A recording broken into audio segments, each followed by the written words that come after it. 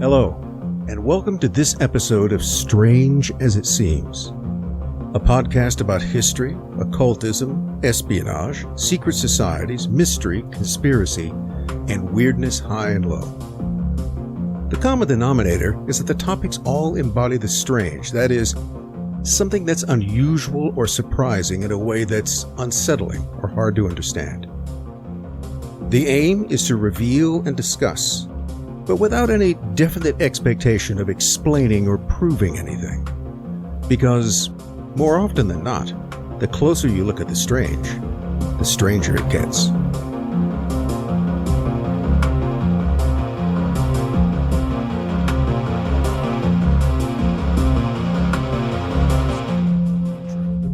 Subscribed. How do you want to? We never talked about how you want to start or how to get into it. Well, just start at the beginning. Just get into the story. It's generally the best way to do it. I always find it frustrating when people make me wait 10 minutes while they dither around before they get to the story. So, on Strange as It Seems, this time around, what are we going to be talking about? Well, the subject today is fairly simple. It's mysterious deaths. And what's mysterious in these deaths isn't who is killed or where they're killed or even how they're killed, but the tantalizing question of why they are killed. I guess the basic question is whether or not their deaths are an accident, which we'll see there's a good reason to think that they might be, or whether or not they were murder in some way disguised.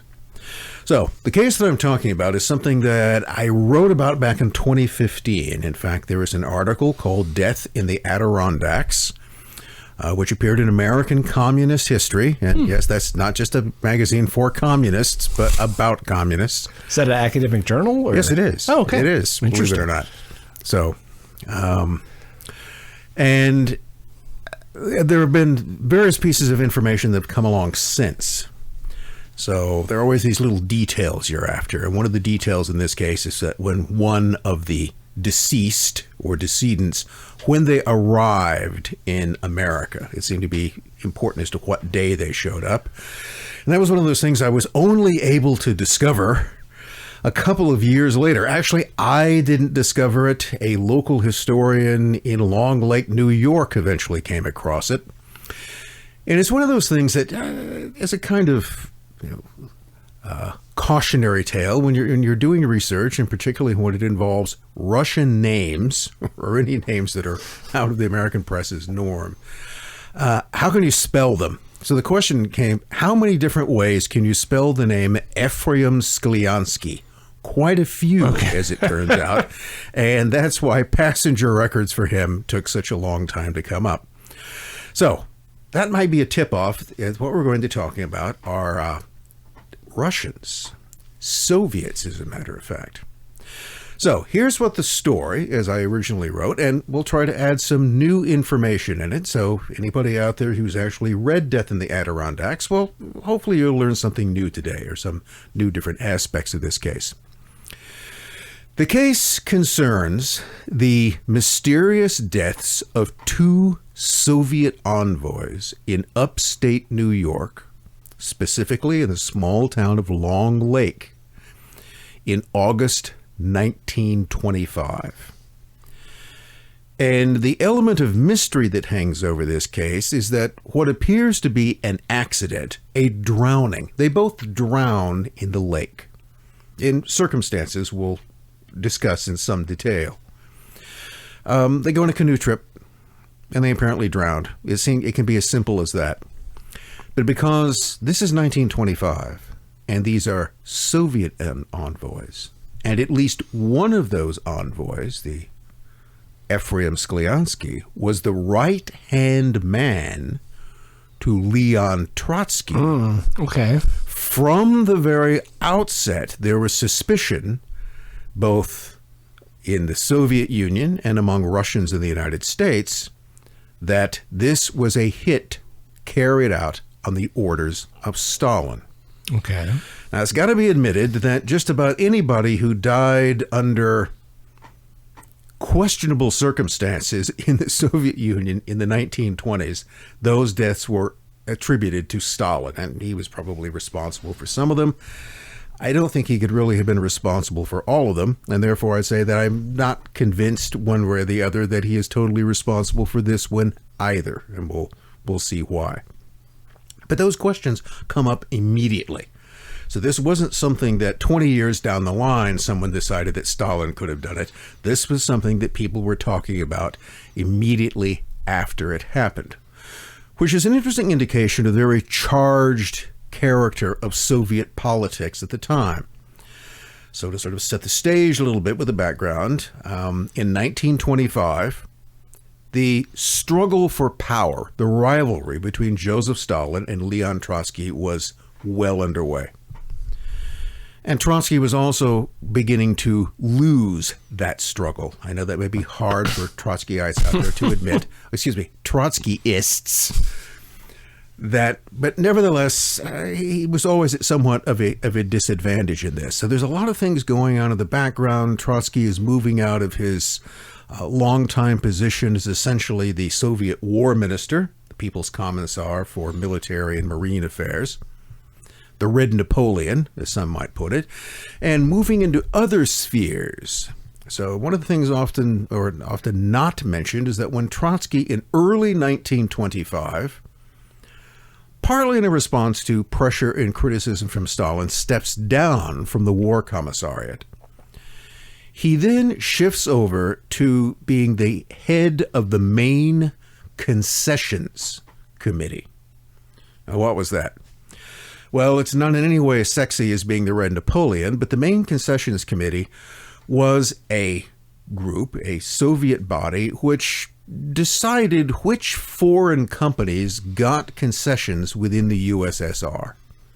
And this, again, is all part of something called the New Economic Policy that Lenin had instituted back in 1921, and which did a number of things. One was that it restored retail trade, it brought back money, it essentially rehabilitated low-level capitalism in the USSR, handed control of the land, not ownership, but control of the land over to the peasantry, and it allowed foreign capitalist concerns to gain economic concessions within the Soviet Union in partnership with the Soviet government. Usually they were sort of 50-50 deals. So is this would this be related to your book on what was it, Wall Street? Wall Street. Well, yes, there's a crossover between this, because those were some of the guys and some of the people very eager to get concessions, and some of those who did were Americans. Right. And so that you'll see how this sort of comes. That Trotsky is now, by August of 1925, he's sitting at the head of the main committee that decides who gets concessions. American companies were heavily involved in this. Among them, the Ford Motor Company, for instance, which had really been involved in business with the Soviets since 1919. But there's a whole, people are lined up, hoping to get concessions in things like, mining, the oil industry, railroads, automobile construction, aircraft construction, you name it. Okay. I have your book on my shelf, and I'm sorry to say I haven't had the time to comb through it, but I've read a little bit of Sutton's stuff, and so I had a poor command of what exactly was going on, but it sounded to me like Wall Street was trying to get in early on to be able to help industrialize, and the Soviets were happy to take advantage of that, but at the same time, it's pretty simple. What do capitalists do? They make money, right? Yeah, and when there's an investment opportunity, they're going to go in. World War I, and more than that, the Civil War that followed, which lasted up until 1920 or even later in some places, had done a pretty good job in devastating the Soviet economy. Just about everything that could be rebuilt needed to be rebuilt. Factories, pipelines, mining equipment. And that was something which, again, American firms had a good deal of expertise in, and in which there was money to be made. Although in the long run, nobody really ended up making much money on the concessions. And they were never intended to be permanent. They were a temporary union of convenience between foreign capitalist concerns and the Soviet regime. Okay. Well, to me, it seemed very obvious what the Soviets were getting out of it. I never understood exactly what the kind of the rub was when it comes to Wall Street investment, other than making a quick buck. Mm-hmm. Was there a long-term? I mean, I know this. Well, none of these concessions lasted very long. They started, the NEP, the New Economic Policy, really didn't get started until 1922. There were certainly concessions that early and in 1923, but they start being phased out in 1928, 1929, and are pretty much gone by 1930. Now, one of the changes in Stalin's later policies is that, Stalin eliminates the mixed concessions. And what the mixed concessions were is, again, where foreign companies and the Soviet government basically entered into a 50-50 partnership. And part of this generally was that the foreigners would bring in the expertise and often the equipment, and in some cases foot much of the bill for, let's say, restoring pipelines. Okay. So you'd bring in a pipeline company from Texas, and it would restore the pipeline between Baku and the Black Sea.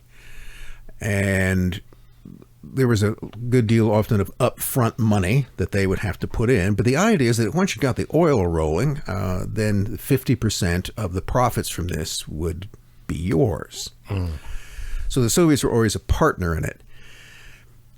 Usually things didn't work out quite as smoothly as that. And one of the ways that foreign companies could be maneuvered out of a concession, essentially at the whim of the Soviet government, was that the companies had to deal with Soviet labor unions. Now, those labor unions weren't truly independent. They tended to take their marching orders from the party along with everyone else, but ostensibly they were. Remember, this was supposed to be a workers' state.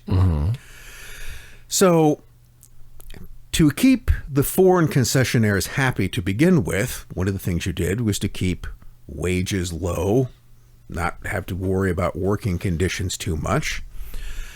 The Soviet authorities could kind of turn that on and turn it off, but one of the things that some foreign concessionaires, including Americans, later had trouble with is that they started getting labor troubles. Okay. Workers were deciding they weren't getting enough money, and they'd go on strike, shutting down production. Now, one of the pieces of fine print in most or all concessions was that this deal worked so long as the foreigners were producing income. And that if for a certain period of time there was no profit which was to be split, then they had failed in their mission and they would be out. So eventually all you had to do was to play the labor trouble card, shut down the mine, end production, and lo and behold, you were now in violation of the concession. Get out. Thank you very much. And by the way, leave the equipment here. Okay. So, that makes sense. You might have noticed that fine print to begin with. But the initial idea was that, look, it's to our mutual interests. It's to the mutual interests of both the Soviet regime, these dirty commies, and us, because we're both going to make money off of it. And often, once the equipment was in place, once the mines had been restored to operating conditions, we really don't need you anymore. Thank you, but now time to go. So Stalin there were still American companies and others doing business in Russia in the 1930s. Surprising number of them. Again, Ford Motor Company being one of them. They never stopped that. So what were they doing? Just vehicles? What was the Ford Motor Company doing? I mean, I assume it would be more than just they were supplying tractors. Oh, duh. Okay, right. Yes, all right. So, all those tractors that were used as the basis of Soviet collectivization, because they were important, because what you were doing in collectivization was transferring labor from the agricultural sphere to the industrial sphere. So if you were going to expand industry, you had to have millions of new workers. And in order to draw that labor out of the countryside and into the urban factories, you had to replace it with something. And what you were going to replace it with were tractors. The tractors, the Putulovets and others, were all licensed versions of the Fordson tractor.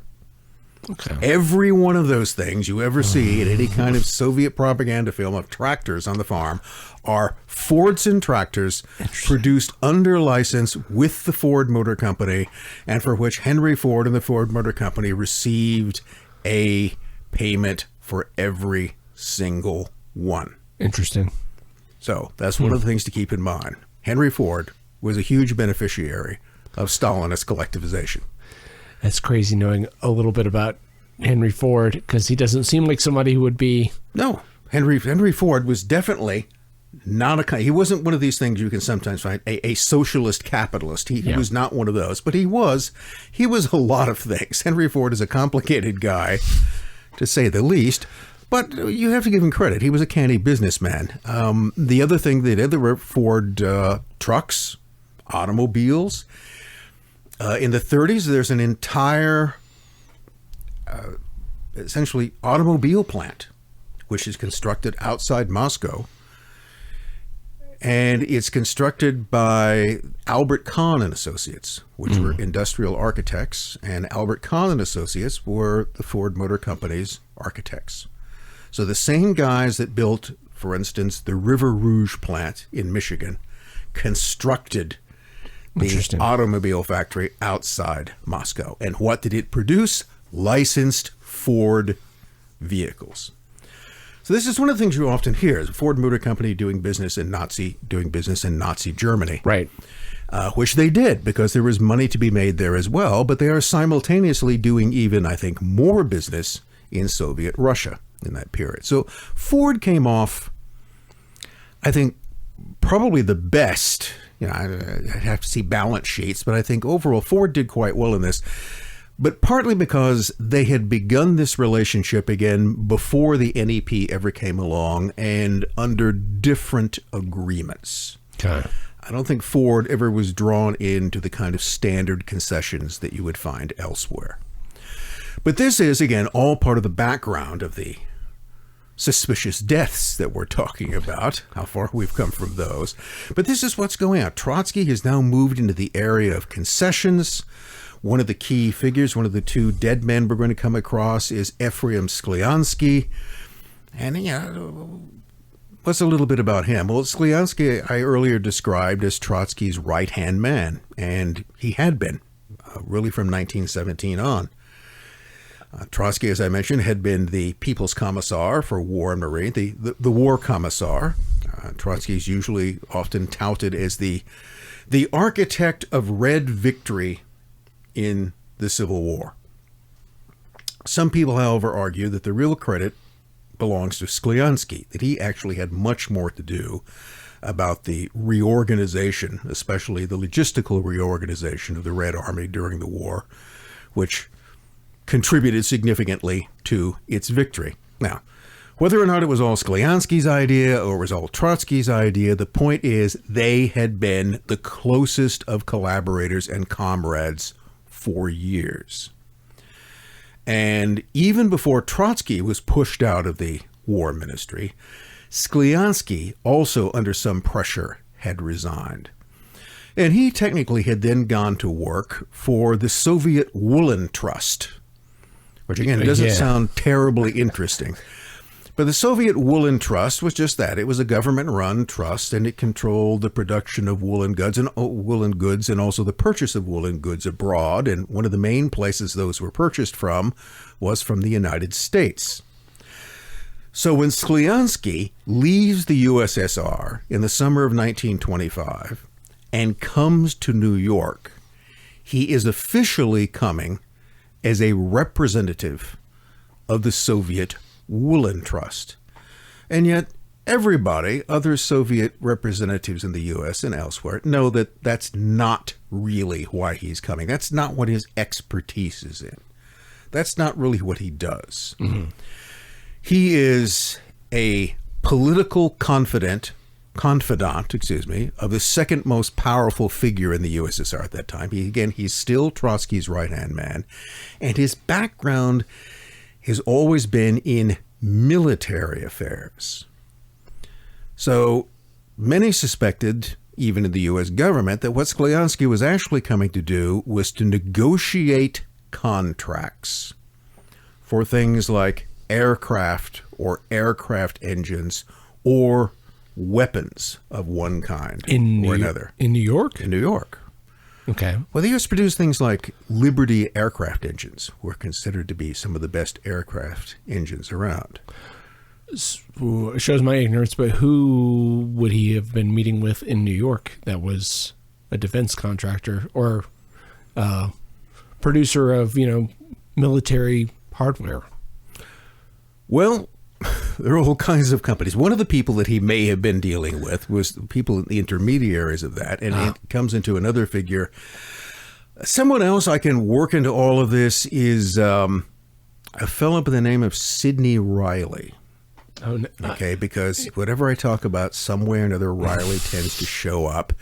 And we'll get to that in a bit. I want to say that, but Riley is in New York in this period, and he is in business as a contractor. Okay. And he's a middleman. And the thing that Riley has always been a middleman in is in arms deals. Okay. So how do you contact American arms manufacturers or aircraft manufacturers? Well, Riley would know all of them. And there's no kibosh put on trade or working with the Soviet Union yet, right? Well, the U.S. government, this is very important. This is, in fact, does not recognize the Soviet regime. There are no diplomatic relations. Okay. So there were no diplomatic relations, formal diplomatic relations between the United States government and the Soviet government from the time of the Soviet government's inception in November 1917 until really 1933 under FDR. Yeah. So the whole decade of the 20s, there's no representation, which meant that there were, trade was the one way that you could talk to each other. Mm-hmm. There were various you couldn't supposedly send gold back or forth one way or the other, but Soviets could get visas to come to the United States, or they could be denied visas to come to the United States. One of the things I find interesting is that Sklyansky got a visa in Berlin to come to the United States. The U.S. government was, on the whole, there were very different opinions. But if you looked in the State Department, you would find that the predominant opinion there was opposed to recognition of the Soviet regime, was highly suspicious of anything that the Soviets or the communists were up to. There was a general, fairly thorough mistrust in most of the ranks of the State Department. There were exceptions. And they would, if they thought that a Soviet figure was too political, deny them a visa. So this is throughout the 20s. When does the State Department start to be, I mean, I know McCarthyism is in the 50s, but when does the State Department really start to get this reputation of there's a bunch of communists in the State Department? That's probably in the 40s. By which time there were communists in the State Department. Not a whole bunch of them, but there were. And there had always been people who were, to one degree or another, sympathetic. Mm-hmm. That occurs right at the beginning. As soon as the Bolsheviks take power, there were Americans both in the business realm and in the political realm and in the diplomatic realm who thought that this was the greatest thing since sliced bread. There were many others who, of course, were horrified by the whole element. So there's never, it's never absolute. It's a matter of the predominant opinion. There were people who held, in the State Department, not many, who held pro-Soviet or at least open-minded opinions about the regime. But for the most part, the USSR was seen as a, manifestation of evil that had to be controlled, and we want as little to do with them as possible.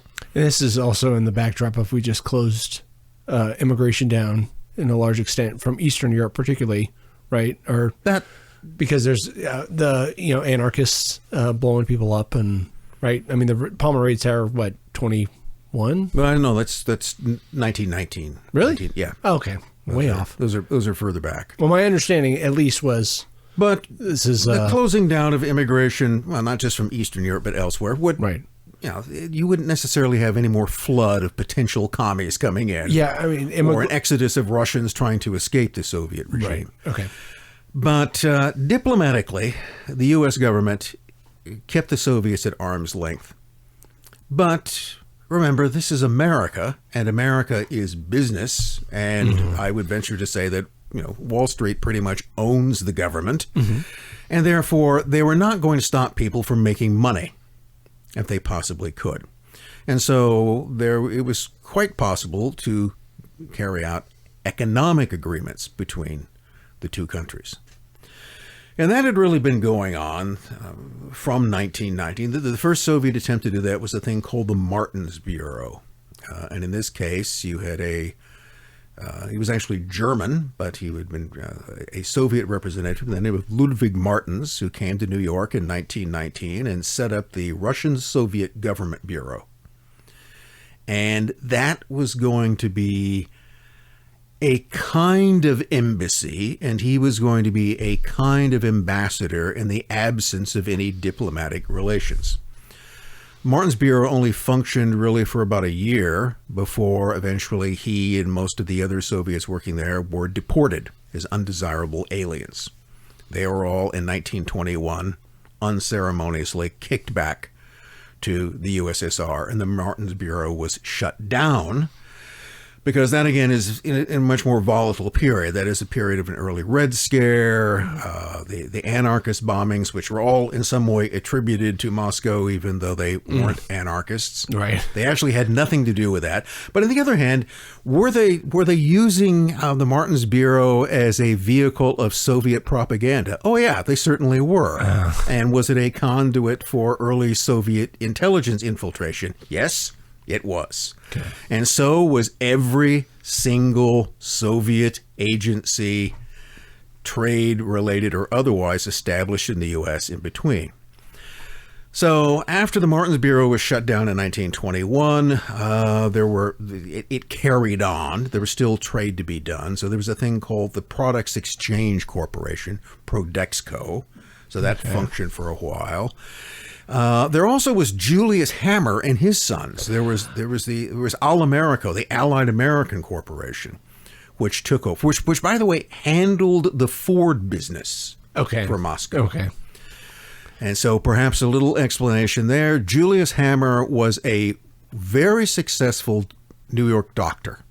Oh, really? I forget. And he also ran a drug company, the Allied Drug Company. Okay. So he was a good example of a socialist businessman. So he is also was a member of the Socialist Labor Party and then became one of the founding members of the U.S. Communist Party. Ah, okay. So successful doctor, businessman, Communist Party founder. And he had three sons, Armand, best known, Harry, and Victor. And he enlisted all of his sons, especially Armand, who was the most enthusiastic about this, for sort of continuing the family business in Russia. Now, Julius Hammer had met Lenin. He had actually met him, I think, on more than one occasion, and he had had connections there. But Julius Hammer, I think it was in 1919 that he's arrested and sent to Sing Sing for a couple of years for performing, well, it was one of his side business. Remember, he's a physician. And one of the things that he provided were abortions. And in this case, he was convicted of providing an abortion to a woman, a procedure which then resulted in her death. Okay.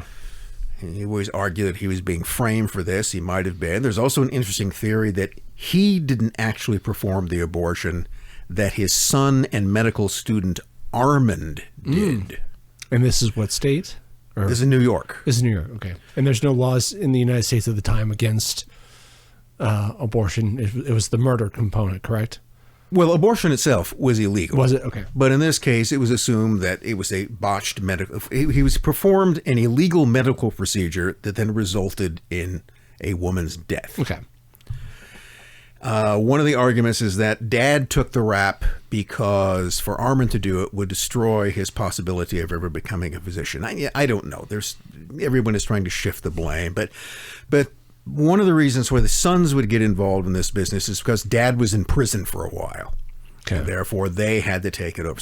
So the Hammers, who are...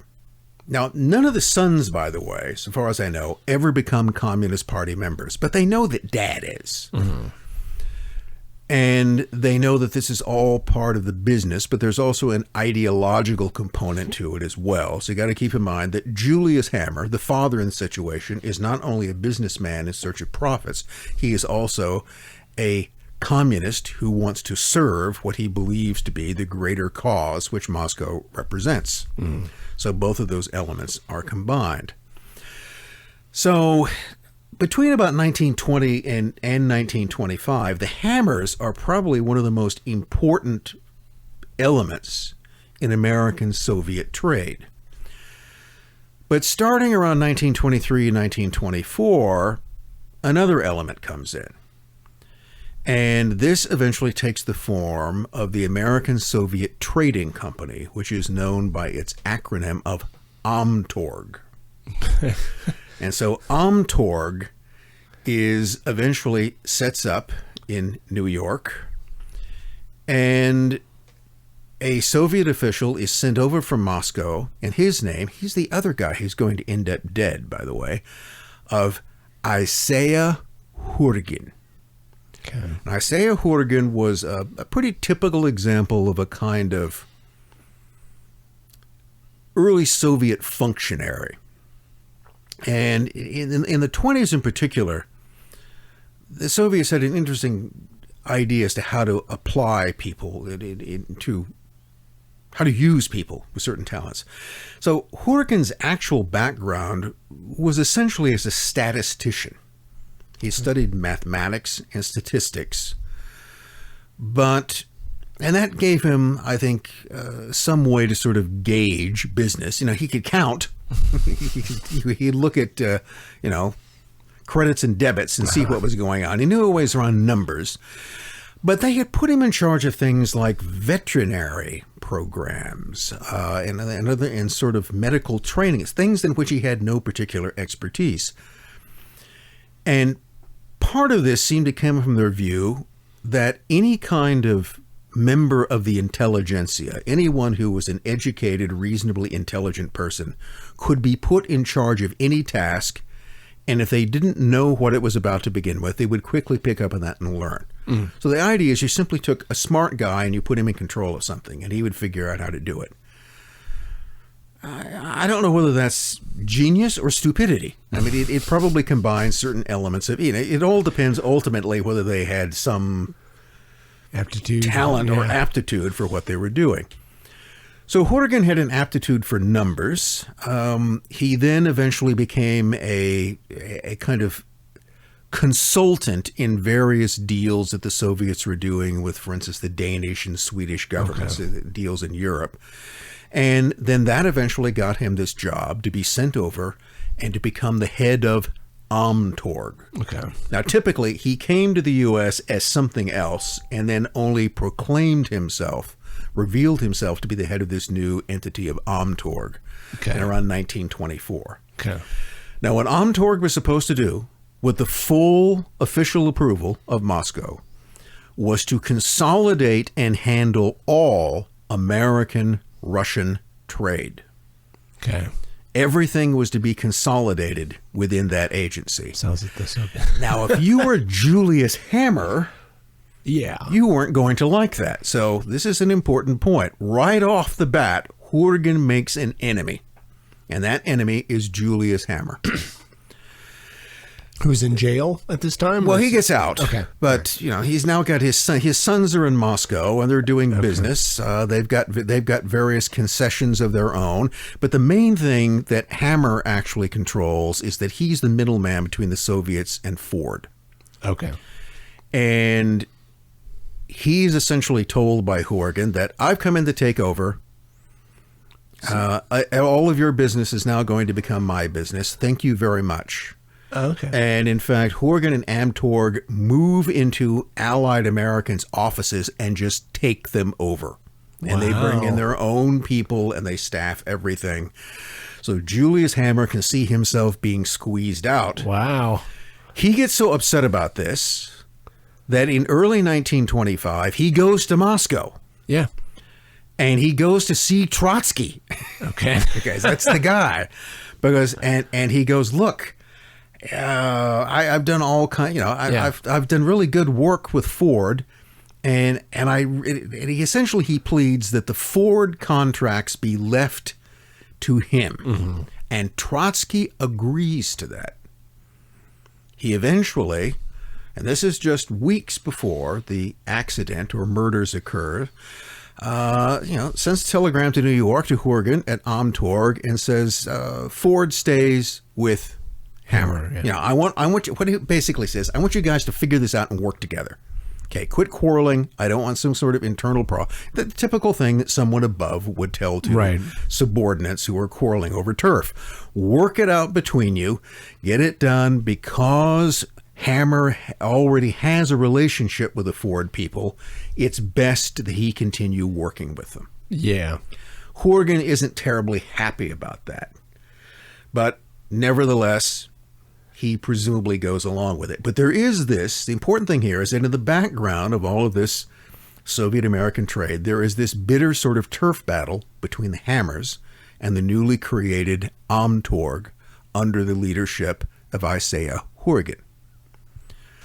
Khurgin, pretty much to me, seems like a company guy, and I think he probably would have done what he was told. Now, you then add another element into this, is that now you have, again, in the summer of 1925, while all of this is going on, while Khurgin and Hammer have been ordered to sort out their differences, Sklyansky shows up. He leaves the USSR. He's in charge. He supposedly is a representative of the Woolen Trust, really as a kind of personal emissary of Trotsky. Yeah. So he has a meeting with Trotsky before he leaves.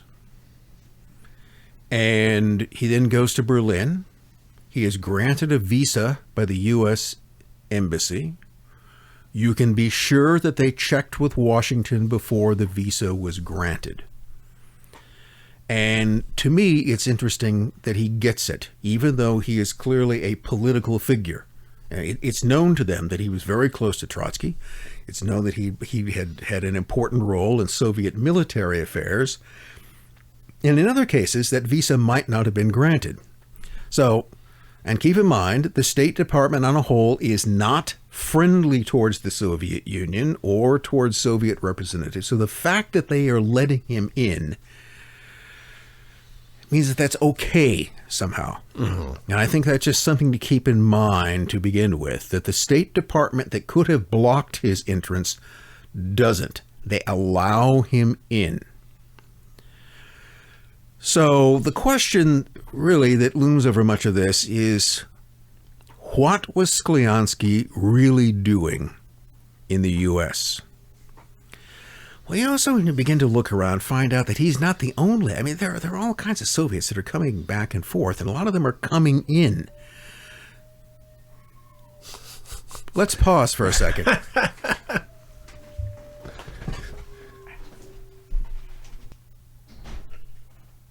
Howling in the background. There you go. So where were we? Okay, so where were we before the dogs interrupted us? The question is to what Sklyansky was actually doing in the U.S. So this is a good point to sort of make a list of things of what we know. So we know that Sklyansky had been Trotsky's right-hand man.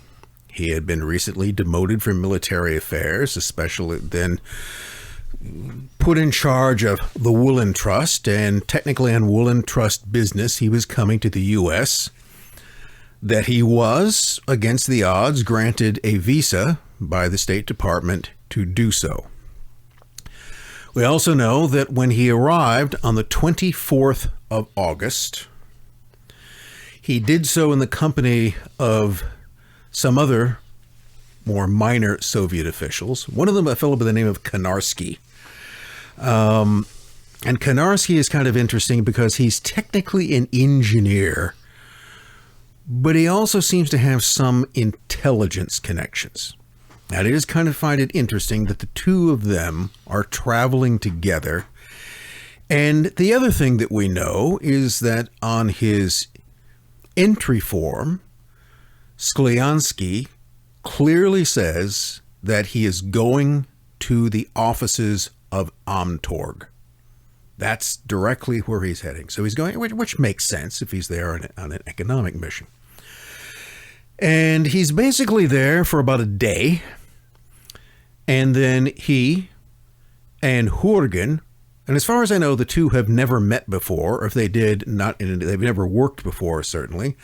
He meets with Khurgin, Khurgin's second in command, a fellow by the name of Paul Zieff, and some other officials, and 5 or 6 of them. This is what you can never quite get. Sometimes there's a group of 5.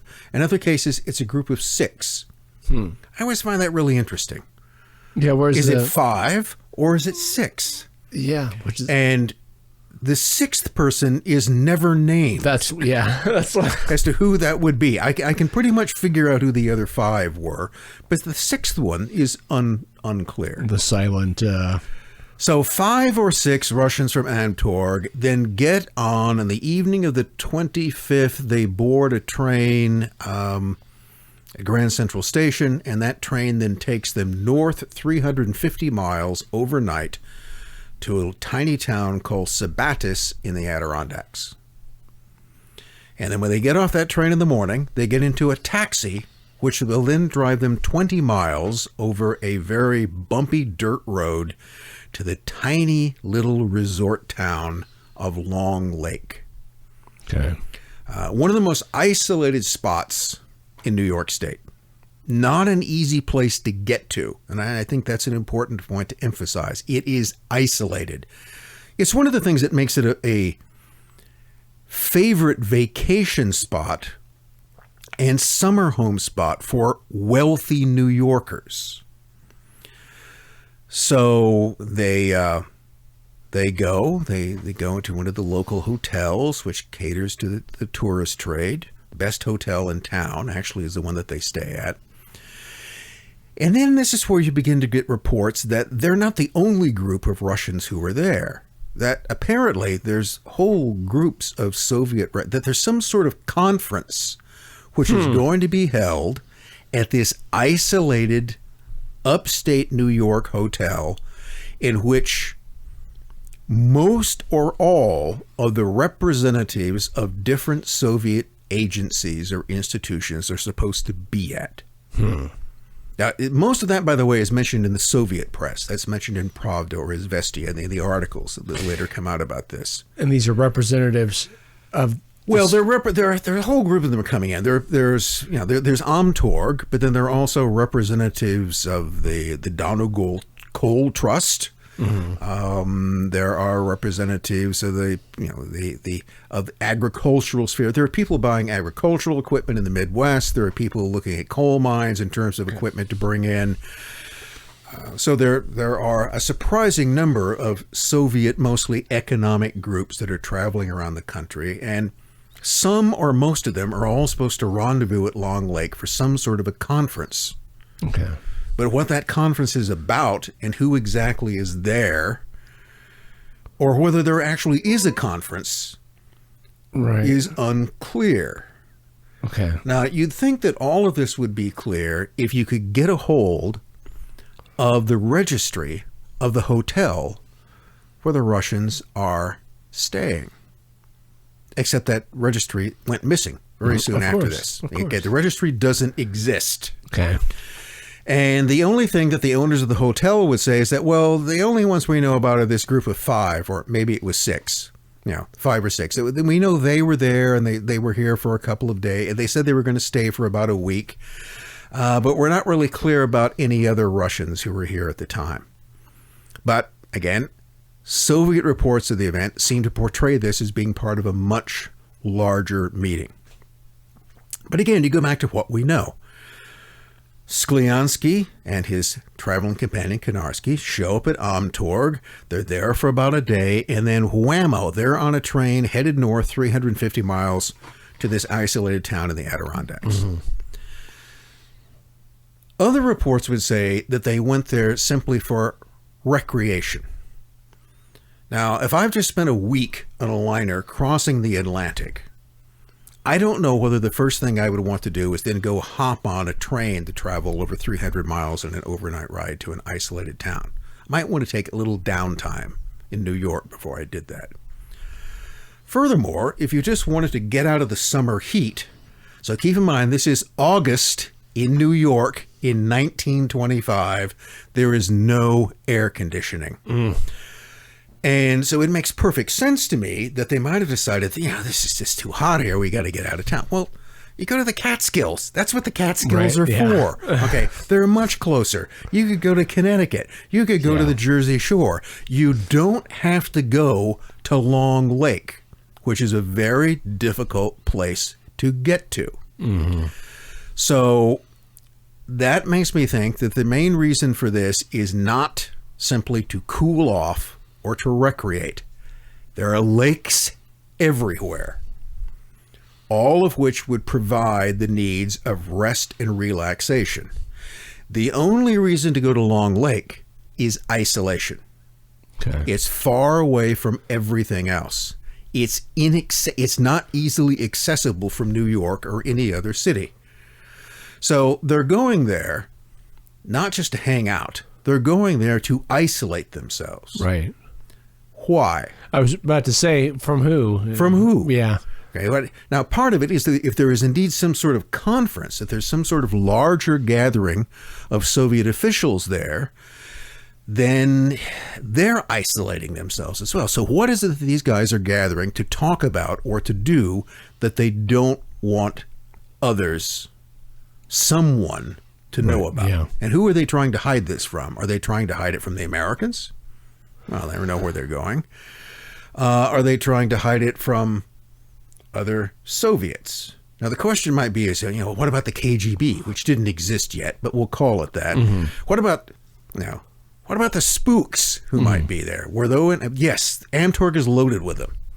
Yeah. Because the minute you set that up, the OGPU, okay, the OGPU, and the Cominterns, OMS Liaison Spy Service, and Soviet Military Intelligence, the GRU, and then the RU, all of those showed up and said, look, we want our people there. Yeah.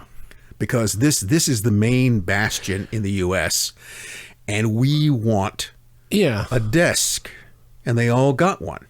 Okay. So something else which is operating out of Amtorg, in addition to a lot of legitimate economic activity, is espionage and propaganda activity. Which, correct me if I'm wrong, but so I read Law Unto Themselves, which is about Sullivan and Cromwell, from its late 1800s all the way to through Dulles' time as Secretary. Was he Secretary of State or Defense? I forget. Anyway, but it was like early espionage.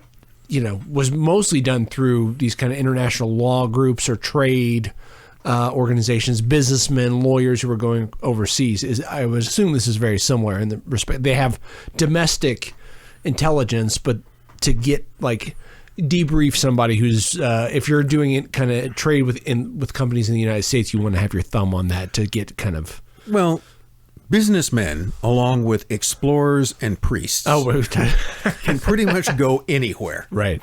I mean, it's not unusual for them to be someplace. Yeah. And that's why those people are very often, not always, but are frequently recruited or involved in intelligence work because they have an ostensible reason to be somewhere where otherwise you might not. Yeah. So businessmen can pretty much go anywhere for some sort of, we're scouting around for mineral resources or for labor contracts, whatever they might be. It simply gives them a reason to be there. Similar in a sense to what I was just saying about Sklyansky. I don't think that his mission to New York had anything really to do with the Woolen Trust, which he's not interested in. Just a cover. It's simply an explanation as to why he is there.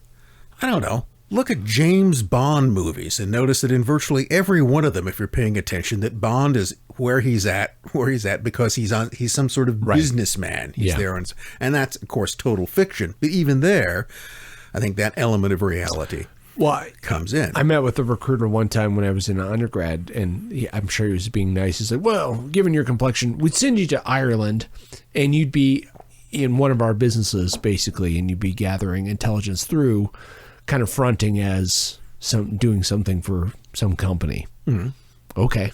That's at the time when I was, 22, didn't sound too It's a cover. It's the cover. It's what you're there doing, but you're not really doing. Okay. So the whole thing in Long Lake is hinky. Okay. It's they're not just there to get away from the summer heat. They're there to isolate themselves from something. And there are a number of different possibilities. A possibility, now we're going into speculation as opposed to what we know. And the speculation is, does this have something to do with Trotsky? Did Trotsky send Sklyansky to the U.S. as his personal emissary, a person he would trust to do that, to talk with somebody about something? And that connects to something that is an ongoing area of interest of mine about exactly what sort of connections, personal, economic, or even political, that Trotsky had in the U.S. that had been established back in 1917. Okay. So let's step back in time for just a moment. And in January 1917, Leon Trotsky had arrived in New York from Spain. Okay. He'd earlier been... Well, this World War I was going on. He'd been expelled from France into Spain because in France he was considered, because he was an opponent of the Russian imperial regime and also opposed to the war, was seen as being pro-German, which he was, wasn't he? I mean, directly or indirectly. Now, if you're working to undermine the war effort of one of France's key allies, then yes, you probably could be construed as a German asset directly or indirectly. So he was kicked into Spain, and then from Spain, well, it's a long story. Let's just say in Spain, Trotsky has no money, and then suddenly he does have money. And he and his family end up on a liner to New York. Now, Trotsky doesn't he have like a wealthy uncle or something like this? He has a bunch of wealthy uncles. Oh, yeah, okay. He has millionaire uncles. Okay. Now, we'll come to the uncles in this case. And that may be where some of this money came from. It's unclear. I don't know where the money comes from. But what he does is that he goes from being a person who was penniless, right, to a person who arrives in New York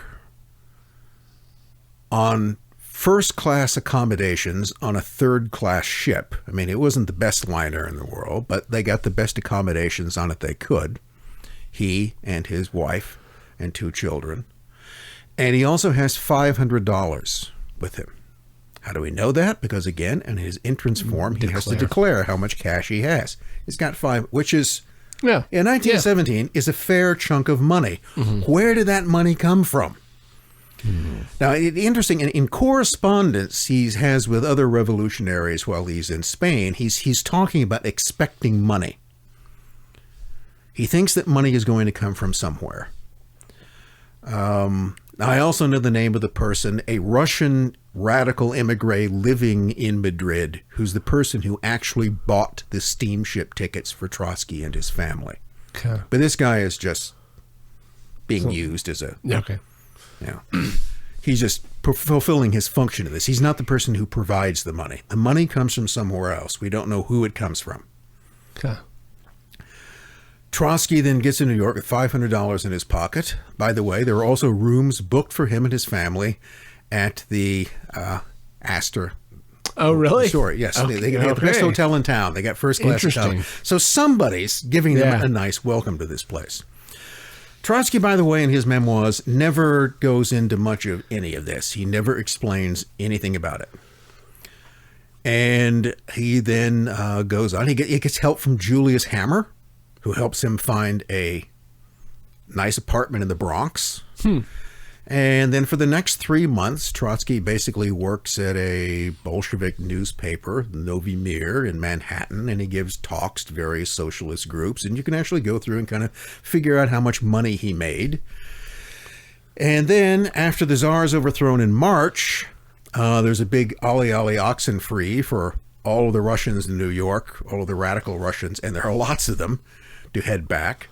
And there again, he gets permission from the Russian provisional government and from the British, who have to give him a visa to cross the war zone Atlantic. He gets all of those things, and he will, at the end of March, return to Russia. And the rest, as they say, is history. There are a couple of hiccups along the way, but he will eventually make it there by May. Now, Trotsky's doing a lot of things in New York in this period, and it comes back to this whole question for me, is that who got him there in the first place? Yeah. Because this wasn't any place that he was planning to go. And when he's in Spain, one of his fears is that he's going to be sent to Cuba. Okay. Because apparently that's what the Spanish want to do. They're going to put him on, partly because their steamship lines tended to go to Havana. So they're going to send him to Cuba, and he thought, well, if I get into Cuba, I'll just be stuck there, and I won't be near anything. So he's kind of glad to be in New York, but still, it's a long way from Russia or from Europe or anything else. And he's just sort of, it's like, okay, here's some tickets, get on this boat, you're going to New York. And he's there, eventually he gets an apartment, life is fairly good for 3 months. But he's certainly involved in other things as well. So one of my theories, remember, this is not a fact. This is something that I'm guessing at, but I think it's a pretty good guess, is that he already had some kind of benefactor. There's someone else who would already put up a not inconsiderable amount of money to get Trotsky to New York. Why? Well, keep in mind, New York in March 1917 is still a neutral country. The U.S. is not in the war. Therefore, you can do anything. And, the U.S. government is very unfriendly to the Germans at this point, and they're, have already broken relations. But nevertheless, it is kind of open territory. What I suspect is that some kind of deal was made. And the deal that was made is that Trotsky would subsequently return to Russia and he would get money. He was brought there to make some kind of an arrangement. I don't know with who. I don't know whether those arrangements involved someone directly in the U.S. government, whether it involved people in the banking or business sphere, whether it involved someone who sort of crossed both of those together, like industrialist and career meddler in political affairs, Charles Crane. Okay. Charles Crane. I don't know Charles Crane. Yeah, Charles Crane was, you ever gone into a bathroom and looked into the urinal and it says Crane? Okay. Well, all right. Okay. All right. They manufactured lots of toilets, things, but that Crane. Actually, what they the business was in brass plumbing fittings. Oh, okay. That's essentially what they did. And they made fittings for all kinds of things. They also and Crane actually had business in Russia. He was an American businessman doing through Westinghouse. Okay. They produced air brakes for the Russian rail system. Okay. They had a factory in Moscow that did that. But Crane's one of these rich guys who's got a lot of money. He's not terribly interested in plumbing fixtures, and decided that he wanted to be a political intriguer. And therefore, he gets involved in he finances rebels in the Balkans. Okay. And he also finances and befriends Russian revolutionaries. So Crane was a convinced enemy of the Tsarist regime.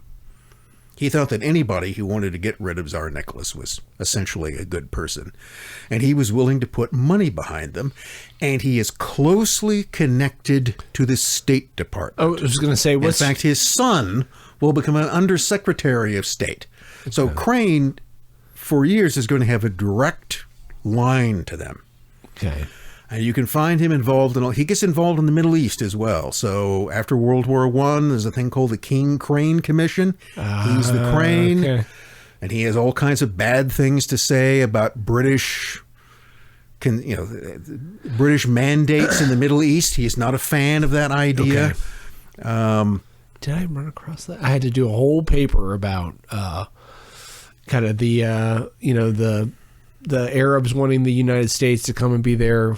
And Crane was one of those Americans who was considered to be pro-Arab at the time. Was trying, as a broker between the. Not a fan of Zionism, which is then cast him into the great beyond of anti-Semitism. I don't know. He had all kinds of opinions about one thing or another, but Crane was a rich busybody. I think that's one way to describe him, right. and who had a complex relationship with Russia. He was not a fan of the Bolsheviks. I mean, later when they came into power, he was never one of those Americans who thought that this was great. He really didn't like them, but on the other hand, they weren't unspeakable to him. I mean, in a way, the overthrow of the Tsar to Crane had been a positive thing. It's just the wrong group of revolutionaries got in charge. Was he more in favor of one? Like, weren't they the Greens? He was more in favor of the people who were connected to the provisional government. So, for instance, he was a close personal friend to a Russian politician by the name of Paul Milyukov. Okay. Milyukov was a prominent figure in the Russian parliament or Duma. He played a key role in overthrowing Nicholas, and he was also early on a key minister in the provisional government. So Crane was giddy about the fact that Tsarism had fallen and now you had some kind of quasi-democratic government under people that he knew. And the interesting thing is that when Trotsky, at the end of March 1917, gets on the boat, which is supposed to take him back to Russia, guess who else is on exactly the same boat? Dude. Charles Crane. I mean, lots of people are, but Crane is there. Yeah. And he's trying to pick up all the intelligence he can from all the other Russian revolution. The whole ship was loaded with revolution. Trotsky's just one of them. Sure. But certainly they were aware of each other in that case. Not certainly any particularly friendly, but Crane is there, and I just find it really interesting that he's on the same damn boat as Trotsky. Yeah. And on that trip, Trotsky gets taken off the boat, and Crane continues on to Russia. That also is kind of interesting. Huh. So that's another story. Okay. We'll save that in time. So I don't know who Trotsky was dealing with in New York. Probably with a lot of people. And while again, Trotskyists probably wouldn't want to hear this, I think he'd take money from anybody. Yeah. He'd take money from why not? Yeah, what are you trying to do? Trying to fund a revolution. You're trying to fund it. Lenin took pretty much. If the Germans want to give me money, fine. Yeah. Okay. If the British want to give me money, fine. Trotsky would have taken aid or money from anyone, so long as it would have, gotten him eventually. Particularly after the revolution had occurred, the one thing he wanted to do was to get back to Russia as quickly as possible. Everyone did. He wanted to, get back to the promised land for what was going to happen there and get his part of it. And that was facilitated. All the roadblocks that could have been thrown up against him were not there, except his arrest in Halifax for a month, but then it just delayed his return. But some sort of Trotsky met people in New York in 1917, and I think a relationship was established. And let me give you another example of where I think that comes in. So let's skip ahead until 1920. Okay. And in 1920, the Russian Civil War. Remember, Trotsky by this time has become the Red Napoleon. He's become the head of the Red Army. Mm-hmm. And the Red Army has essentially won the Civil War. There are still some holdouts. Hold on for a second. 'tis the season, you know. I don't know. They seem to. Don't they have dog TV? It's not working. Okay. All right. Yeah. So, go back to 1920. And the Russian Civil War was basically won by this point by the Reds. But there were a couple of holdouts. And in Crimea, the remnants of one white Russian army under Baron Peter Wrangel had taken refuge. So there's still a sizable white army in the Crimea. And then in the Far East, in far eastern Siberia, around Vladivostok and other areas, there are still white forces fighting there. The Civil War is still going on. Now, the one thing that the whites in the Far East desperately need is manpower. They control a significant territory. They don't have any significant military forces. Wrangel, on the other hand, is at the end of 1920 forced to evacuate Crimea. And what he evacuates is a relatively experienced army of 40,000 men. They're all transported to Turkey, to Constantinople, and they're put in internment camps.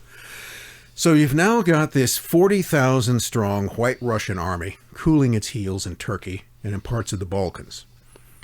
And a plan is hatched. And initially this plan involves the British, the French, and the Japanese. And the plan is to transport Wrangel's 40,000 troops to the Far East, to Vladivostok, to reinforce the whites there and try to maintain some type of non-Bolshevik regime. And the plan, and this is one of these things that you can read about this in the newspapers. It's discussed in the American press and elsewhere. But what happens by early 1921, sort of between January and the summer of 1921, is the plan falls apart. First, the British drop out. Then the French drop out. And then eventually the Japanese, who were the key to this because the white troops were to be transported on Japanese vessels, they abandoned the idea. And so the whole plan of moving Wrangel's white Russian troops from Europe to the Far East is abolished. Now that much I knew about. A few years ago, a retired KGB officer by the name of Alexei Kirichenko wrote a book about Russian-Japanese relations. It was a kind of broad survey of about 200 years of relations between Japan and Russia, Tsarist and Soviet. And one of the things in terms of being a KGB analyst and archivist was that he did have access to to information that wasn't normally available in the scholarly sphere. And I saw drafts of a couple of chapters that he had written about this, and I eventually seen the whole book, but early on I was sent drafts to one of these chapters, and it was discussing events in the 1920s. And in that, Kirichenko deals with the whole idea of sending Wrangel's white Russian troops to the Far East. He discussed the parts that I knew about, but then he also threw in something else. He mentions a couple of interesting details. That one, that the Americans were very much opposed to this idea. And that the Americans had a mole in the Japanese general staff who kept them informed of what it was the Japanese military was planning. I didn't know that. Interesting. That was kind of interesting. Yeah. So the Americans had a spy in the Japanese general staff who had told them about this plan. Now, why didn't Washington or someone in Washington like this idea? The U.S. was extremely suspicious of Japanese ambitions in the Far East. The U.S. did not like the fact that Japan already had its troops, its interventionist troops, in eastern Siberia. So this, keep in mind, is that the Japanese at this point were the ones that were basically propping up that white regime in the Far East. Okay. And it was the Japanese who apparently were the most gung-ho about wanting to bring in more white Russian troops. But from the American perspective, according to Kirichenko, The Americans simply suspected that the Japanese wanted to shore up the position in the Far East so that they could create a anti-Bolshevik puppet state that they would control. Okay, a kind of Manchukuo before there was a Manchukuo, if that means anything. So they were going to do this. The U.S. thought that this would be a dangerous expansion of Japanese power in the Far East, and they were adamantly opposed to it. And they found out about this plan, and first they leaned on the British to get them out of it, and then the French dropped out. And then, according to Khurgin, the Americans actively threatened the Japanese with military action if they don't abandon the plan. And interesting, he viewed this was one of the things that otherwise helped poison Japanese-American relations in the early 20s on. Japanese never forgot that. Interesting. So the plan was abandoned. So that's an interesting detail here. And it's one of these things that someone, who's very interested in American-Japanese relations should really dig into that. And I think you might find more on the Japanese end you will find on the American end.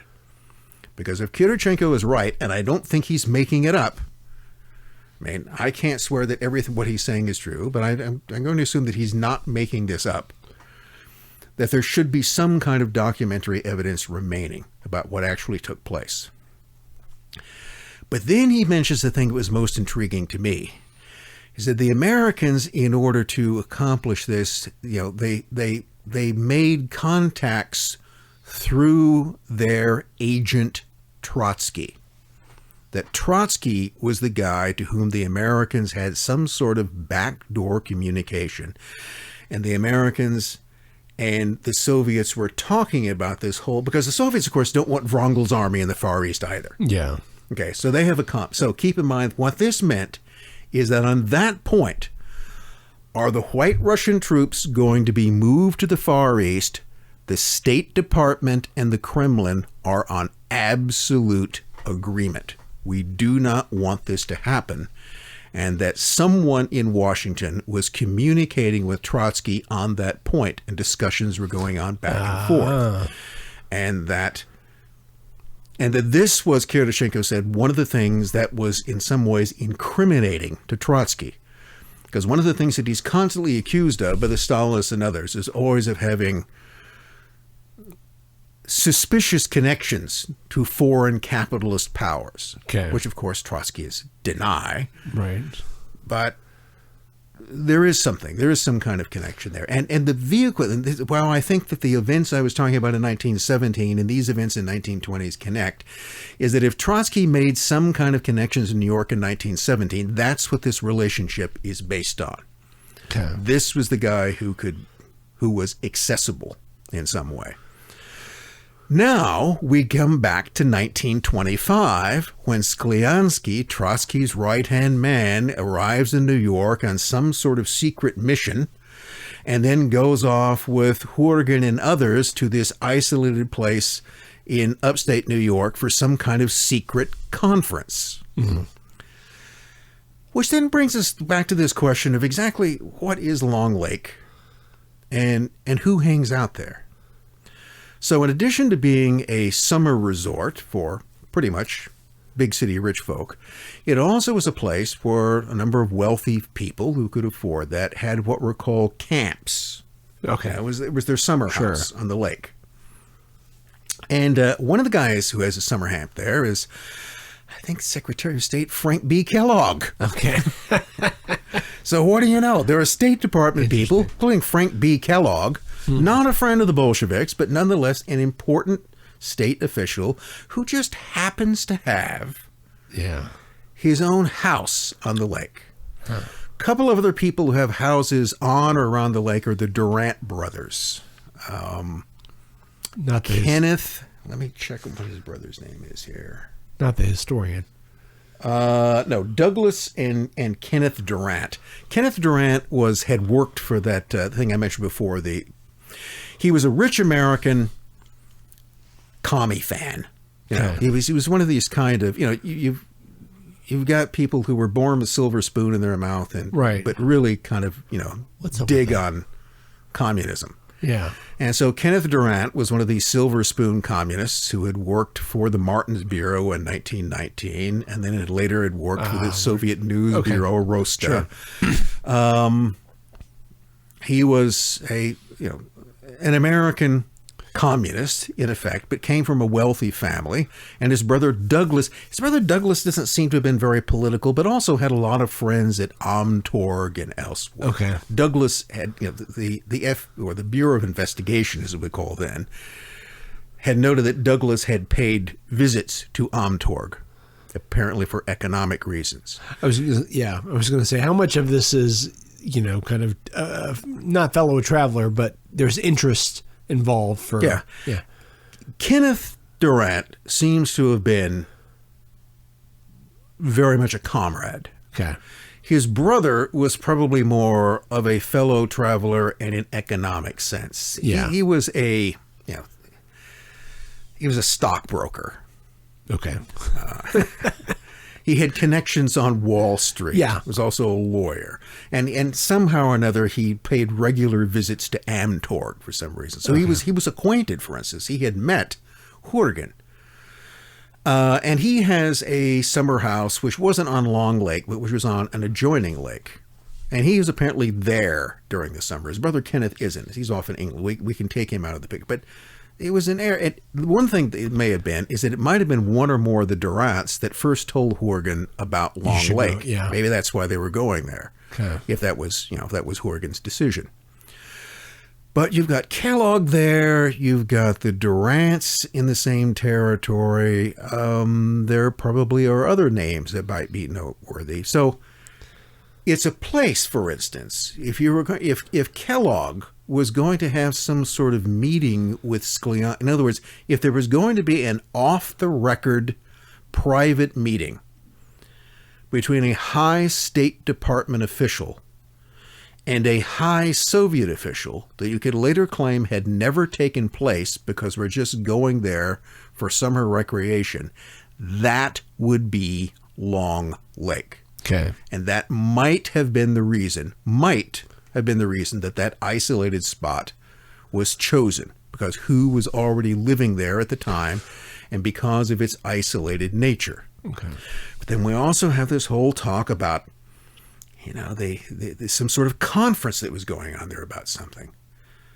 But then there's another conference going on in Chicago at the same exact time. For Soviet economic interests? No, that's the fourth convention of the American Communist Party. Okay. Okay. So the Reds are having a convention in Chicago. Now that mostly involves Americans, a lot of whom are Russian Americans, but it also involves another one of these emissaries who had come over from the USSR to Mexico and into the U.S. by the name of Sergei Gusev. He was known as Comrade P. Green at the convention. Okay. And not pea green soup, P initial, but it does kind of sound that way, right? So Sergei Gusev had been sent from Moscow to be the Kremlin sort of observer, the Comintern's observer, to make sure that what was going on at the convention was consistent with what the Comintern in Moscow wanted. And what was one of the main things on the agenda? To root Trotskyite influence from the party. Oh, okay. So that's what Gusev was there for.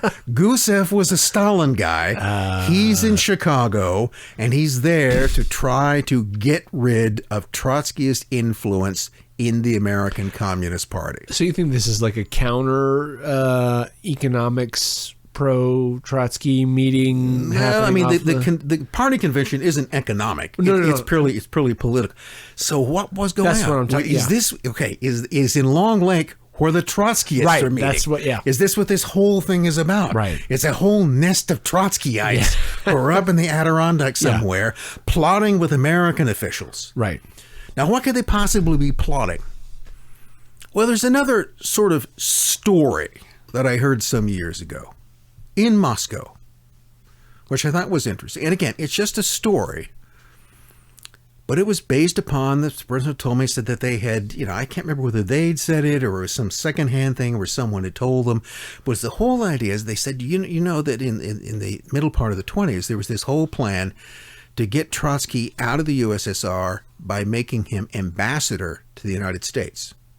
But to do that, of course, you would have to establish diplomatic relations. Mm-hmm. So is that what Sklyansky could have been? Okay. Is that what the idea was? That Sklyansky would initiate some sort of backdoor negotiations with the State Department, that would then move, and diplomatic recognition was never impossible. It was one of those things, it would depend upon, the president going along with it. You'd have to get Coolidge in this case. But you did have support in Congress because, do you know who was head of the Senate Foreign Relations Committee? In 25? Yes. No. William Edgar Borah. No shit. Oh, no. That's... Yes, and Borah was an outspoken proponent of recognition of the Soviet Union. And is that the outlawry of war stuff, or is that just because he was, everybody... Or is it because they had him on their payroll? You think... Well, I never... Well, that's a topic for another time. I didn't read that. The 1929 Berlin trial of the accusation that Borah was paid by the Soviets to advance the idea of recognition in the U.S. Congress. But... that you had people who were favorable to this. I mean, Borah was all primed to push that through. Interesting. Wow. And Idaho's a weird place. Yes. Okay. Now again, Borah is no commie, I'm pretty sure. Yeah. But nevertheless, he was an outspoken proponent of recognition. And his argument was, look, they're there. We have to do kind of business with them. Right. Let's just normalize. Let's normalize relations. For anybody listening, go look up William Edgar Borah. Okay. He's an interesting. He's an interesting figure and controversial in any number of ways. Yes. Yeah. And to that whole question, was he on the Soviet payroll? Maybe, but we'll come to that on some other point. Maybe, not definitely. Just maybe. So that possibility was always out there. Now, I don't know if that was taking place, but they were there and they were doing something in secret. That is what I think is readily apparent, and it could have been any number of things. Mm-hmm. So, where do the mysterious deaths come into this? So Khurgin and his party of 5 or 6, including Sklyansky and probably Konarsky and a couple of others, they arrive at the hotel. They're there on the 26th, and they, the next day, they've been there for about a day, and Khurgin apparently, you get different versions of the story. Version number 1, Khurgin decides we should all go boating on the lake. Yeah. Let's go have some downtime. Let's go boating on the lake. A bunch of Soviet lads. So they go out into the dock, and the first thing they see is what they describe as a motorboat, a kind of motor launch. Okay. They want to take that one. Why do they want to take that one? Well, because even though this is August, it's an abnormally cold and windy day. Okay. There's a storm coming in, and the winds are blowing straight down the lake. Now, Long Lake is just that. It is 14 miles long, and it varies between about 1.5 miles to 1/4 mile wide. Okay. So it's a long, narrow lake, basically running north-south. Okay. So the winds are whipping up, and there are whitecaps on the lake. Okay.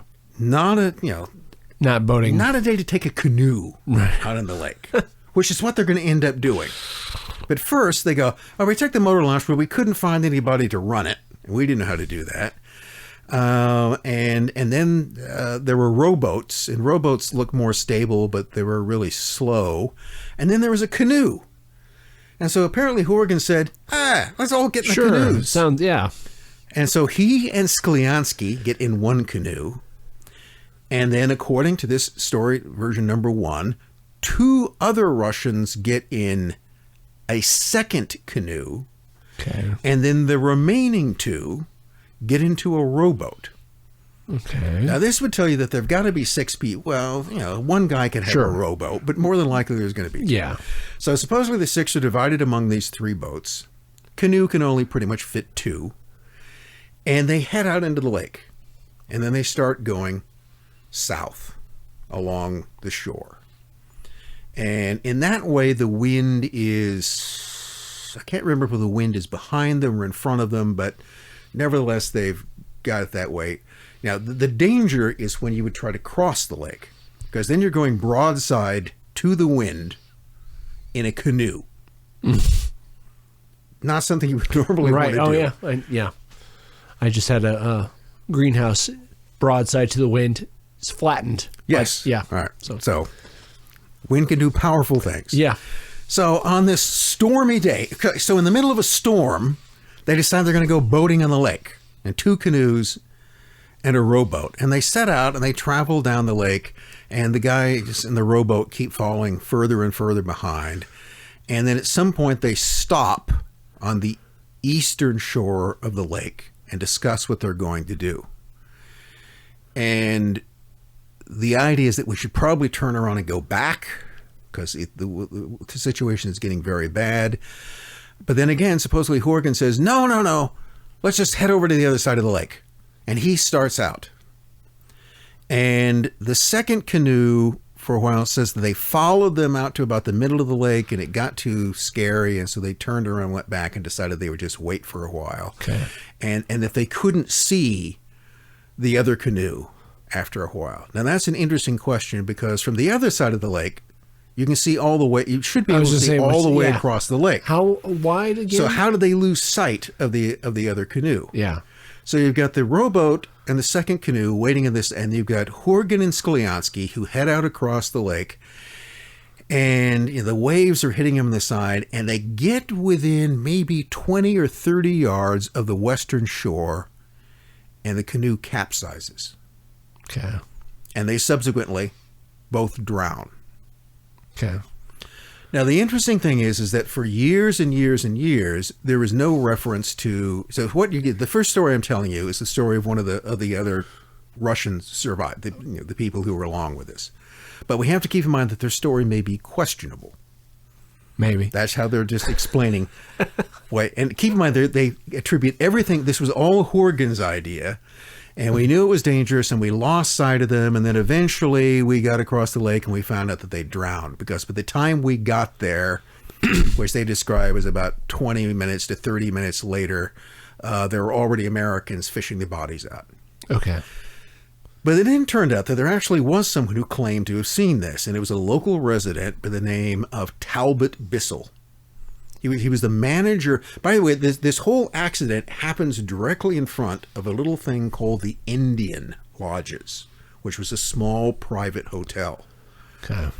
The Russians later describe it as a group of dachas. Whenever they would see little houses, they would think that they were dachas. Okay. But it was a set of cabins. Like we know what Americans. It's just a set of cabins near the lake. And so these guys basically drowned about 20 yards offshore from the Indian. Okay. And we'll come back to why that might be significant. But the question is that the place that Khurgin was heading for? Because that seems to have been what he was making a direct beeline for, was the Indian lodges. Okay. So I think Talbot Bissell was the manager of the Indian or someplace, not Indian, Endion. Okay.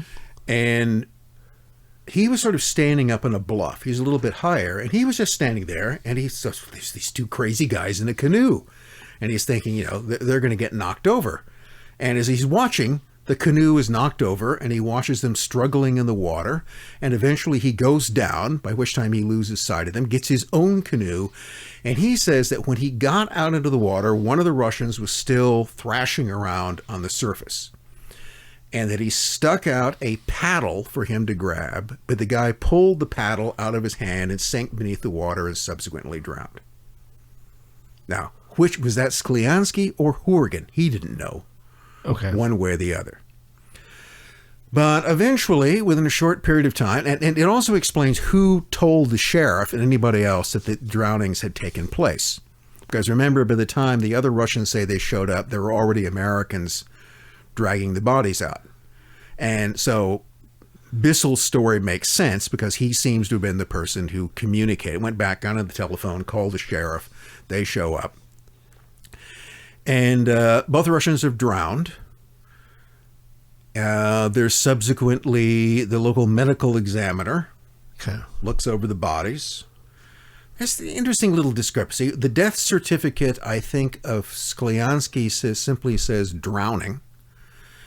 The death certificate of Khurgin says it's partly obscured. It's had water spilled on it. It probably says accident, or it might say accidental drowning, but it's a little, but it's not the same. Okay.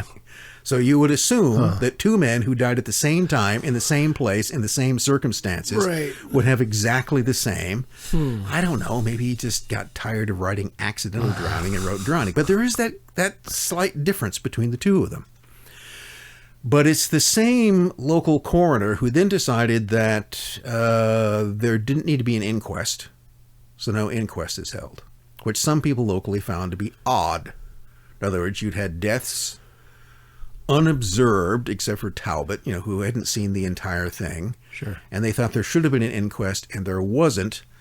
And then maybe stranger still, or maybe unconnected, just a couple of days after this whole incident, the town board gets together and sacks him as the coroner. He's removed from his duties. Now, is that because of this case, or is it because of something else? Yeah, you don't know. Right. But there are some questions about that. Now, again, the local guy who had observed the drowning also remembered that when the bodies were removed from the water, something else that was found was a briefcase. And there's also another mention in one of the Russian accounts of Sklyansky carrying a briefcase with him into the canoe. So I ask you that. Who decides that they're going to go out and go boating on a lake, and I'm going to bring my briefcase with me?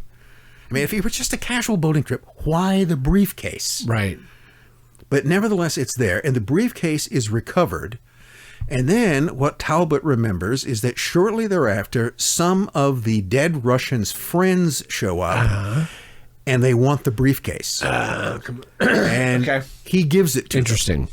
Because somehow he got into his possession. Yeah. And he goes, I realize now there probably would have been a lot of people in the State Department or something who would have wanted that briefcase, but I don't know. It's your briefcase. Here it is. So that's kind of interesting. The two guys are dead.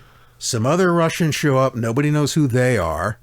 I'm noticing when in a lot of these stories, there's this one piece of evidence that, for me, I jump to and say, well, that's got to be, there's trade deals or something, or some kind of information in this, and he's Did he just running forget away. that he had the briefcase? No. He brought the briefcase along because he needed to. Yeah. And he doesn't need to if you're going out on a casual boating trip. So that arguably is what we know. Yeah. There was a briefcase. He had it with him on what was supposed to be a casual boating trip, which to me suggests that it wasn't a casual boating trip, and that there was something in the briefcase that was being taken to a meeting that he and Khurgin were going to. Okay. Now here's the other possibility. Remember I told you the version of the story one, which comes from the other Russians who were with them, is that we all decided to go on this trip, and Khurgin's instance, and we're in two canoes and a rowboat. Well, you get another version of this in which there's no second canoe. There's just the one canoe with Khurgin and Sklyansky, and then everybody else is in the rowboat. Okay. Suddenly no other canoe. So which is it? Was there another canoe, or was there not another canoe? And the possibility occurred to me is, what if the guys in the rowboat, or the rowboat and the other canoe, aren't all part of a boating party along with Khurgin and Sklyansky, but that they're chasing them? And that what would then explain Khurgin and Sklyansky taking the very risky move of crossing the lake in the middle of this storm was to avoid their pursuers. That's when you said briefcase, and you baited it a little bit where they drowned. It sounded like they were trying to escape. something. I mean, you could read the story that they're trying to get. They're being pursued by these guys. They're trying to get away from them because they have some other meeting, or there's something in the briefcase they're trying to hide from them. And so this would mean that the first story you're getting is all a crock. Yeah. Because, in fact, they were trying to pursue them. We just wanted a boat. It's, And which explains what was going on perhaps better than the first story does, which doesn't make a whole lot of sense, especially the briefcase part of it. But that's only one of these questions. So you don't know how many Russians are at the hotel. You don't know exactly how many people are in the party. You do know that, you know that Khurgin and Sklyansky were in a canoe and they drowned. Mm-hmm. Now, this goes back to the idea, was this all some sort of hit arranged by Stalin? Not that I put murdering them out of Stalin's capability, but I don't know how you would do it that way. How do you arrange that kind of accident? Because that seems to be apparently what it was. Everything would seem to suggest that the boat capsized and they drowned. And the witnesses saw them drowning, correct? Yes, and you have Bissell, who says that I actually saw the boat tip over and I saw them drown, and one of the guys was. Now, he could be lying, but why? And anyway, his story is there. Again, it's another. You have to take it into account. Would there be Stalin plants possibly? I mean, if they're at the meeting in Chicago. He's got an overseer. Well, the one theory is you've got in Chicago, which of course is hundreds and hundreds of miles away. Right. But could Sergei Gusev, Stalin's man there, who's got, he's out to get the Trotskyites as much as he can, did he somehow catch on to this and did he send someone to Long Lake to carry out a murder? But, he's just not going to do it that way. Yeah. It's an extremely, cumbersome. It's a stupid way to murder someone anyway. First, because it's kind of inconvenient. Let's get him in, it's the apparent cause of death to me was that Khurgin, who's in command of the canoe, took a risk and lost.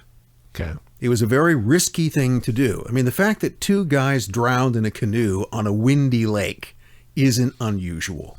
Accident explains it 100%. You don't need to invoke. That's not the strange part to me. The strange part is how they ever end up in that canoe in the first place with a briefcase. That's the strange part, and that's what suggests. I mean, I think that generally this is a case of where if you're looking at this to try to prove Stalin's hand in a murder, I don't think there is one. But there's something else very strange going on that resulted in these two men's deaths in a tragic accident that wouldn't have occurred but for these other circumstances. And that is where the real story and the mystery lays. Why were they in Long Lake? Who were they trying to meet? What was going on there? What was it that was worth risking your life over and losing it over on that particular day? You willing to speculate? Well, if one was going to speculate, it had to be something fairly important. And so my guess would be that certainly Sklyansky, I mean, Khurgin may have just been along for the ride. Yeah. He may not have known much about this. It wasn't necessary for him to. So maybe the person who's instigating all of this is Sklyansky. Sklyansky is there to meet with someone. Maybe it's Frank Kellogg, maybe it's someone else. And in order to do this, they need to isolate themselves from other members of the party, which they might know that they can't entirely trust.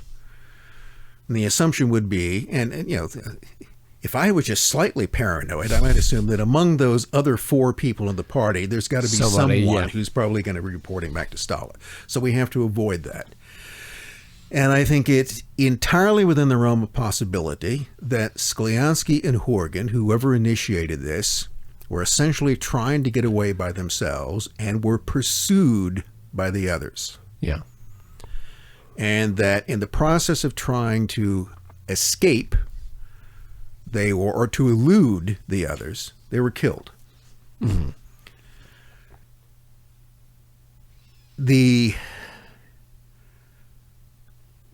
What would be kept secret in that case? The one thing that I would come back to is that there was some sort of secret diplomatic conversation that was taken. I don't think it was economic. I don't think they were there to make a deal. You could make any kind of economic deal in New York. Mm-hmm. You couldn't have met with anyone representing to the U.S. government in New York. There were too many people who would recognize you there. Long Lake, above all else, provided privacy and a degree of seclusion. So that's what I would suspect was actually going on. But that's still just a suspicion. Okay. Interesting. I don't know how I feel about this one.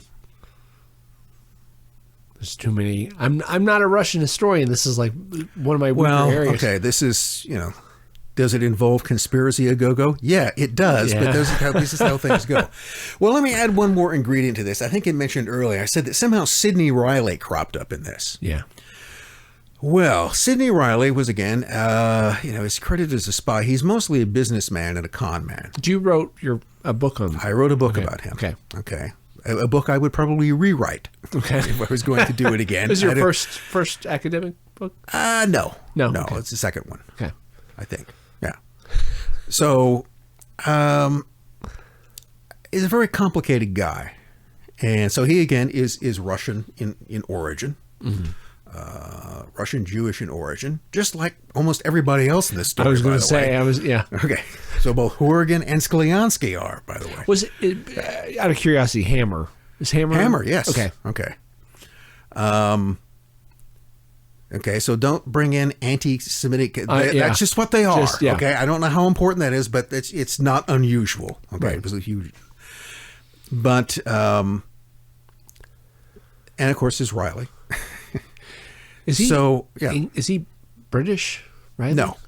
I mean, like, did he immigrate? Because Riley doesn't sound like he moved. Well, Riley is not his name. Okay, that's what his name, as far as anybody can tell, is Rosenblum, and I don't even believe that. Okay, all right. I think it might be Rosenblit, but anyway, that's something else. Who he actually was, but he's of Russian Jewish background.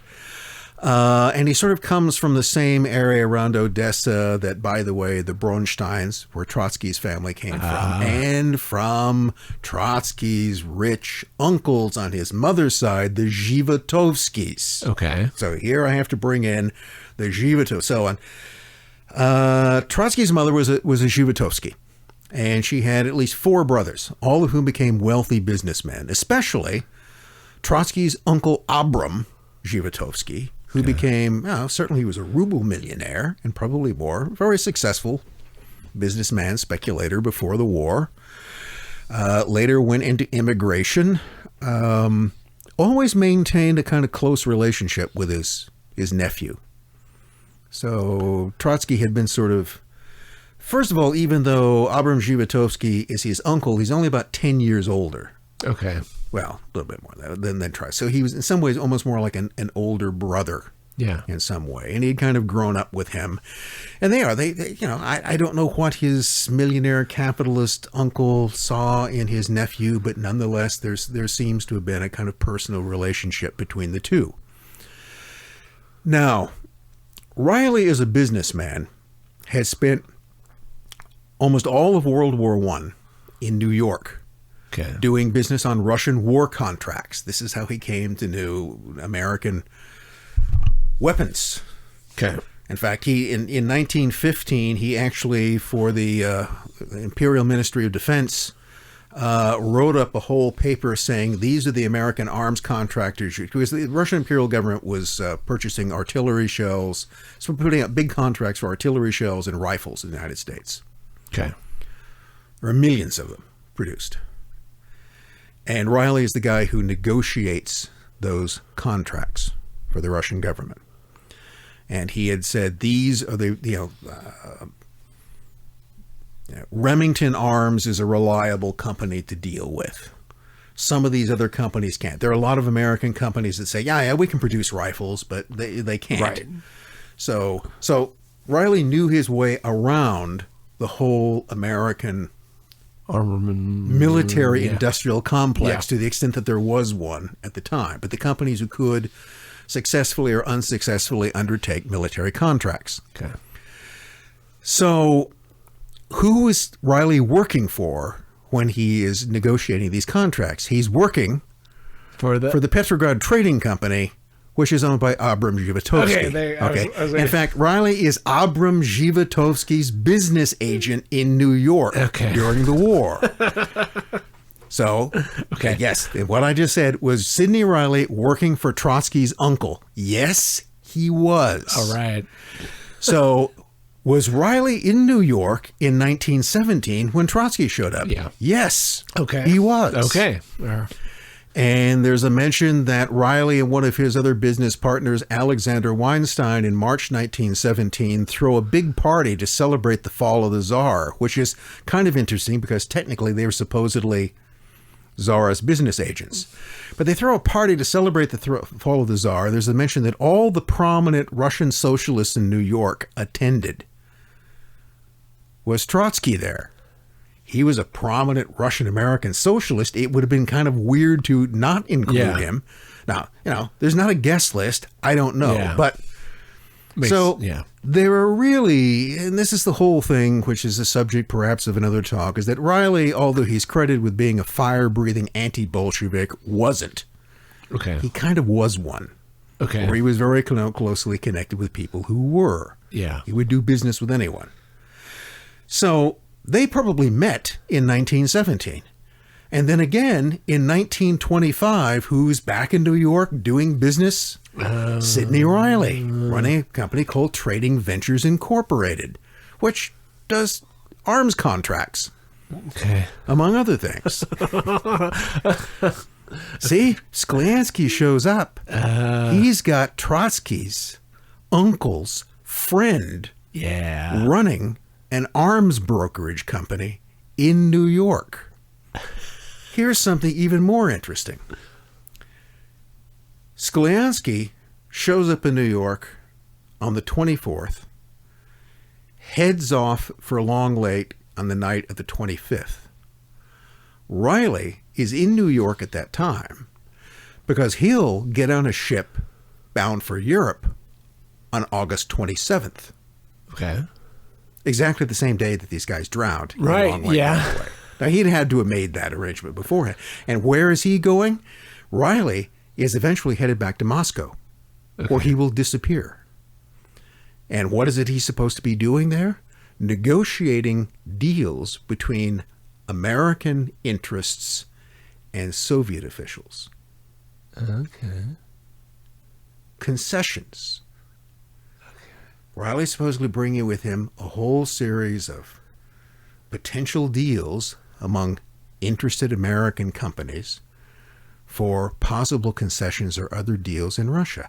And who's the head of the main concessions committee? Trotsky. Yeah. Okay. His business partner friend's nephew. Yeah. Yeah. All of these people do connect with each other. Now, and that's just one of those things that I find interesting, is that, first of all, Riley and Sklyansky sort of briefly overlap. Yeah. And then Sklyansky's off to Long Lake, where he'll drown. Right. And Riley's eventually off to Moscow, where he'll either die or disappear. Right. And both are linked to Trotsky. So, jeez.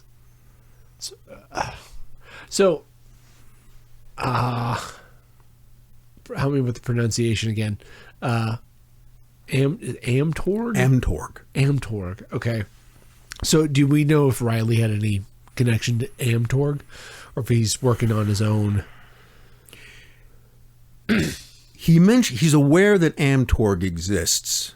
Okay. He wouldn't mention too much about that in one of the main things you have from that period in terms of correspondence is one of his former British business partners by the name of Edward Spears, General Edward Spears. They'd been they had worked together on various contracts for a thing called the Imperial and Foreign Corporation, which was a British company that did business overseas in Europe and elsewhere. Okay. He and Spears had not gotten along very well. Spears considered Riley to be reckless in business, or that he often didn't seem to be paying attention to the business. Okay. The idea is that we're supposed to be doing business, and he seems to be off doing something else. He's always somehow involved in politics as opposed to the business that we're supposed to be negotiating. Sure. Okay. So Spears had broken it off with him, but Riley would continue to write with him and to write to him. And there's a letter or two where Riley talks about the companies in New York that I do business with, and one of them is Kuhn Loeb Bank, which figures in the background of much of this. And let's pause for a second. Okay. So, what does this whole story mean? Well, it means that, one, Stalin probably didn't drown these guys in the lake because, one, he wasn't there, and two, that would be a really stupid way to carry out a hit if you were going to. But as I said, it leaves the whole question as to how they managed to be in that lake to drown in the first place, and what other circumstances are involved. Most importantly, I think the whole Long Lake affair, if that's what we want to call it, is one of those things which opens a very small window into a much larger world of essentially political conspiracy which is going on in the background, because something is going on behind this. Okay, the whole, who's meeting there, why they're meeting in this place, the whole emphasis upon isolation and secrecy, those,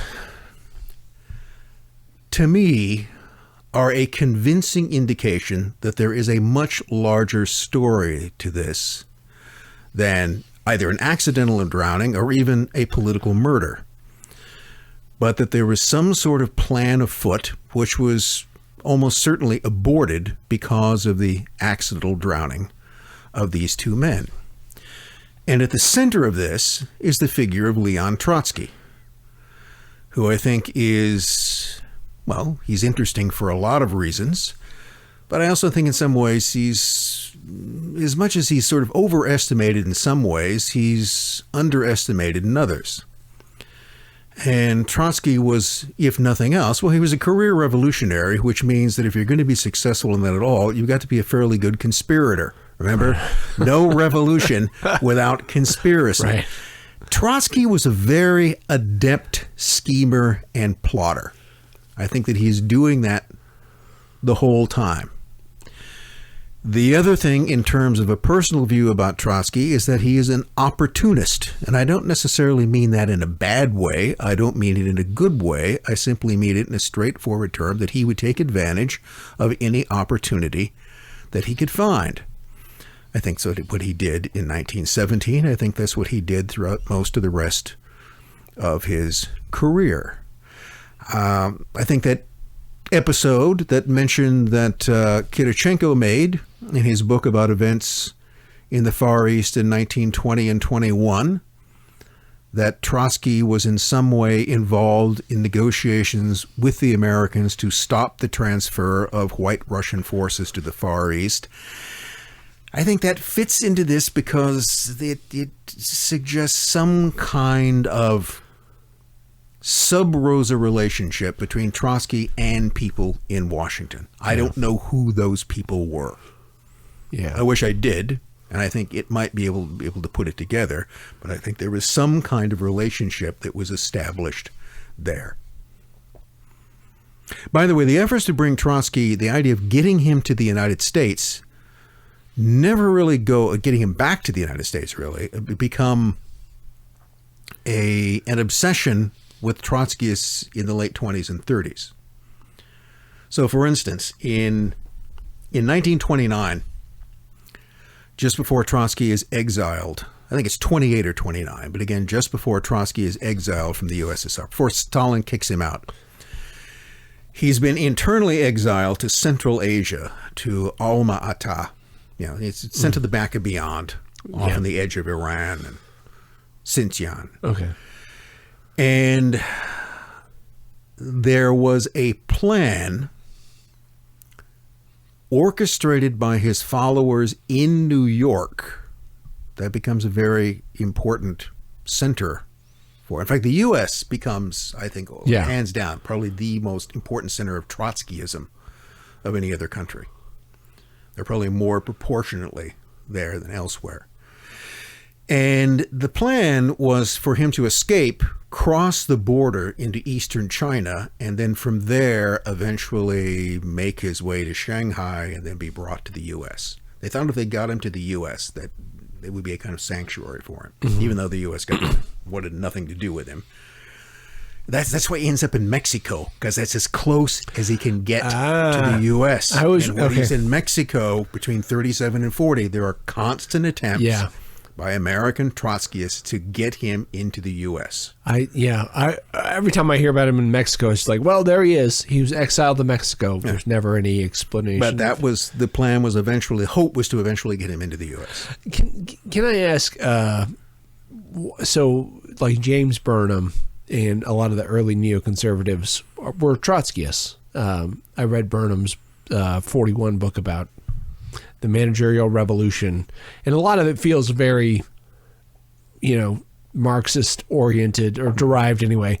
And then from what I understand, is it National Review, and then kind of, is it Irving Kristol comes in, and there's other folks who are part sympathetic. They're all old Trotskyists who kind neocons. Okay. Exactly. This is the whole theory that neocons are born from Trotskyism. Yes. Okay. Yeah. Is that there's an article somewhere called "The Ghost of Trotsky Walking the White House" or something of that kind.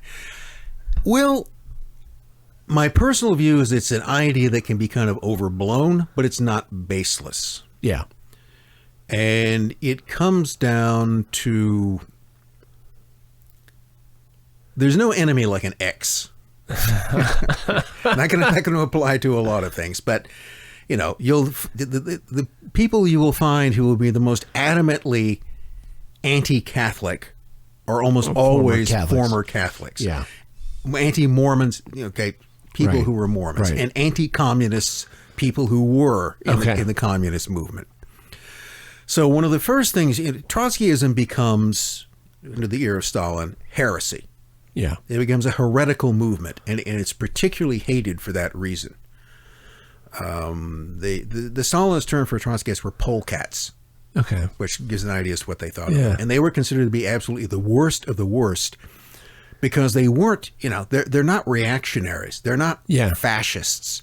They are traitors from within. These are people who've betrayed the whole movement. Well, I've heard Chomsky explain Trotsky as a right-wing variant of communism. Oh my God, Trotskyists think it's a left-wing variant of communism. Okay. It's like Chomsky smacking him. Well, Trotskyism is a personality cult. That's what it is. I don't think there's anything consistently ideological about it. Trotsky would take any kind of position that he thought would gain him an advantage. Well, that's why I wonder about the American connection. If it persists, maybe not persists today exactly, but what's the, why sympathetic, and why does it carry into, and I guess my question about the neocons was, does it continue on in some way? Like, what about Trotskyism was I don't think you need Trotsky or Trotskyism to explain neocons, but I think it does play into it. And one of the things that the Trotskyist movement developed, well, first of all, they developed a deep personal hatred of Stalin. Okay. But they also developed a hatred of the whole regime, which, the whole bureaucratic Soviet state that he created. The whole thing was seen to be contaminated. Uniquely, And it was a way, that then I think combined with elements of sort of knee-jerk anti-Russianism that already existed. Yeah. I mean, it was one of the things that could be a point of communication between right and left. So American conservatives hated the Soviet Union, hated communism because it represented a whole, satanic threat to them in some way. Trotskyists didn't hate it for the same reason, but they hated it. They bitterly opposed it. And what both of those groups wished to see was the Soviet Union, as it existed, destroyed. Okay. Now, they'd never be able to agree upon what they wanted to replace it Right. with, but they both agreed that it was a fundamental evil that needed to be destroyed. Mm-hmm. And that then created this means of a dialogue between, and I think it's an important thing to remember historically, is that what often binds, more often than not, what will bind people together is not a common affection, Right. but what they both hate. Opposition, yeah. Okay. Shared I enemy. found that out. I found out that the only thing I have in common with somebody is that we both dislike the same people. Okay. And you can sit around and talk shit about the people we cut. Other than that, you have nothing in common with this person at all. But we both, they're okay because they hate the same people that I do. Right. In that kind of sense. And that operates in politics in just the same way. And so even before the Hitler-Stalin Pact in 1939, but particularly then and thereafter, the defections of the Communist Party that took place in the late 40s, all of that created this reservoir of embittered former communists, some of whom, not all of whom, were Trotskyists. And they were more than willing to cooperate with U.S. government policies that were essentially against the Soviet Union, because the Soviet Union was seen as a Stalinist creation that deserved to be destroyed. And I found people like, Jay Lovestone was an important communist figure from the late 1920s on, and who eventually goes over to the FBI in a sense. And I can find in 1949, he's, I think I might have mentioned in another episode about this 1949 meeting in which two representatives of the CIA are giving a talk about the advantages or the potential glorious results of hypnotic suggestion, how we can mind control people. And for some reason, Jay Lovestone is at that meeting. Why is he there? I knew the name sounded familiar. I didn't know it was that connection. Why is he supposed to be listening to this? But nevertheless, and by the way, the FBI doesn't like that because they think, this guy's a former commie and we don't trust him. But nevertheless, apparently he's there listening to a secret CIA mind control report. Jay Lovestone. What the hell? And it's one of the, again, it's just an example of some of the things you run across that just seem to make no sense, and yet there is a reason why he's there. It's not accidental. Well, it'd be interesting with all these, and I know not every episode, let's treat it like the X-Files. Some are creature features and some can be canonical, but it'd be interesting to trace that history through some of these kind of, looks into strange connections, espionage running through the 20th century, and this, because I never really thought of it like that before. It was more, and I ask about the neocons more about, are there business connections and also the State Department with Trotskyists that somehow lend themselves more to this post-war kind of turn in conservatism, and that's, disaffected, sure, Trotskyists, but I never thought about fellow travelers in disliking Stalin. You know what I mean? So it would be interesting to see, and then you get something like that, like Lovestone shows up in FBI about mind control. It would be interesting to see. Ideology means nothing eventually. Like once people get burned. Ideology seems to be one of those things which is very malleable. Yeah. It actually comes down to, I may have mentioned this before. If so, I'll mention it again. I probably will. Is I've kind of come to the conclusion that the real source, what ideology is really about, is that ideology is just a manifestation of aesthetics. Okay. I'm not going to disagree. You just like something because it has there are people who are attracted to goth. Okay. Why? They just like looking scary and dressing in black. Yeah. But it represents what that style does, what that aesthetic expresses is something about their own particular view of the world. And in a lot of cases, ideology, Marxism, for instance, is an aesthetic. There's and really, the Russian Revolution helped establish that, because you tend to think of typical communists. Yeah. There's a particular, the Soviet Union has an aesthetic to it, just as the Nazi regime does. Right. That's where it's extremely strong. Yeah. Okay, and that's still one of the things that's the most attractive about it. Let's face it. Yeah. This is, the whole idea is that, well, the Nazis were terrible, but they did have cool uniforms. They had Hugo Boss. Well, see, all right, Hugo Boss uniform. It's the aesthetic, and that's what, and I think that's what drew many people to it at the time. You got to wear a cool uniform. Well, from my understanding about, and I almost brought it, the Red Decade, which is about American communism in the 30s. And from what I understood, it was, and I mentioned this, I think, last time we talked, but if you were an intellectual in the 20s, in the 30s, you were a communist, because that was the thing. That was the smart, cool. It seemed to be the modern thing to do, and it did, and it seemed to be morally justifiable. Yeah. Okay, it was very easy to believe that since communism represented the ultimate good, okay, that this would be the liberation of humanity from oppression, the end of history. Okay, the end of history, all of those types of things. Then you could do anything. See, there's no crime that you could commit, right, in the name of the revolution, that isn't justifiable in that way. There was I was listening a few days. I came across on YouTube, where I come across many things, a whole set. I didn't know that there was a whole album of wobbly songs. Okay. I think I have a songbook. I have like Joe Glazer, and these old, the wobblies for the uninitiated. I'll have to give it to I have this IWW. The IWW, International Workers of the World, which wasn't a communist. It sort of predated communism. It's like anarchist socialism. But a lot of wobblies eventually did join the Communist Party, because it was the closest equivalent in the whole idea of one big union and industrial socialism. And Workers certainly it was the wobbly ideology was quite consistent with Soviet ideology. But there's a whole song there called "The Commonwealth of Toil," which is, again, they're usually based upon hymns. But it's all singing about, in the future there will be, in the world to come, the commonwealth of toil that is to be. And I was sort of imagining, that the way I would stage that would be to have someone, sing, a whole choir, probably of children, singing it. And in the background, you've got a hammer and sickle, because that's really what they're talking about.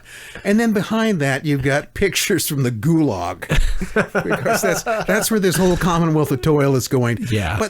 But the whole image that creates is that this is it. This is Christ in a material form. There's an eschatology that goes to, we're headed towards Zion, and all political ideologies. Well, maybe not all, but a lot, let's say in the 20th century or the late 20th or late 19th century, we're professing to do that, right? We're professing to lead to a more modern world and fix the problems of modern, just world. And that is essentially what the whole promise of communism was. You're going to have to wade through a lot of shit and blood to get there. Right. But nevertheless, that will all be justifiable. And even in Commonwealth of Toil, in the song, there's even these kinds of references to the the force that we'll have to use to get this done. There's even the kind of, it'll take a certain amount of violence to get to the Commonwealth of Toil, but man, it's going to be neat when we do. So, the one thing that Marxism gave to people, and particularly the Soviet version in particular, was a sense of moral righteousness. People always love to feel righteous about things. Yeah. The whole idea of virtue signaling and of proving that you're not quite the worthless, amoral scumbag that you might actually secretly think you are, because you hold these wonderful ideas. But that's one of the reasons that it's so compelling. It's one of the reasons why people would be attracted towards the communist movement. But on the other hand, there's for people who left that movement, who were disappointed by it in some reason or felt betrayed, there's a huge letdown. Right. There's nothing. No stronger. And again, it's like becoming it's the failed god. Right. Yeah. Or they're discovering that there is no God. Yeah. That was for many of them. So it created, another American former Trotskyite is Lyndon LaRouche. Oh, yeah. And yeah. What do we make of that? LaRouche is an interesting character. Yeah. Yeah. His wife still carries on the LaRouche Foundation. Someone always will. Yeah, I think so. There's characters. Anyway, that's another rabbit hole. I don't know. Yes, another, but they could get these kind of weird permutations of Trotskyism. I don't remember where we got off on this, Jag, and I apologize. It's interesting to me to hear a much more informed historical opinion about this stuff than my own. But in the interest of cutting this and then smushing something on the end, what should we say? I could always just fade it out, and like where the last bit we were talking about. I think of the last bit we were, talking about Trotsky. I think at some point.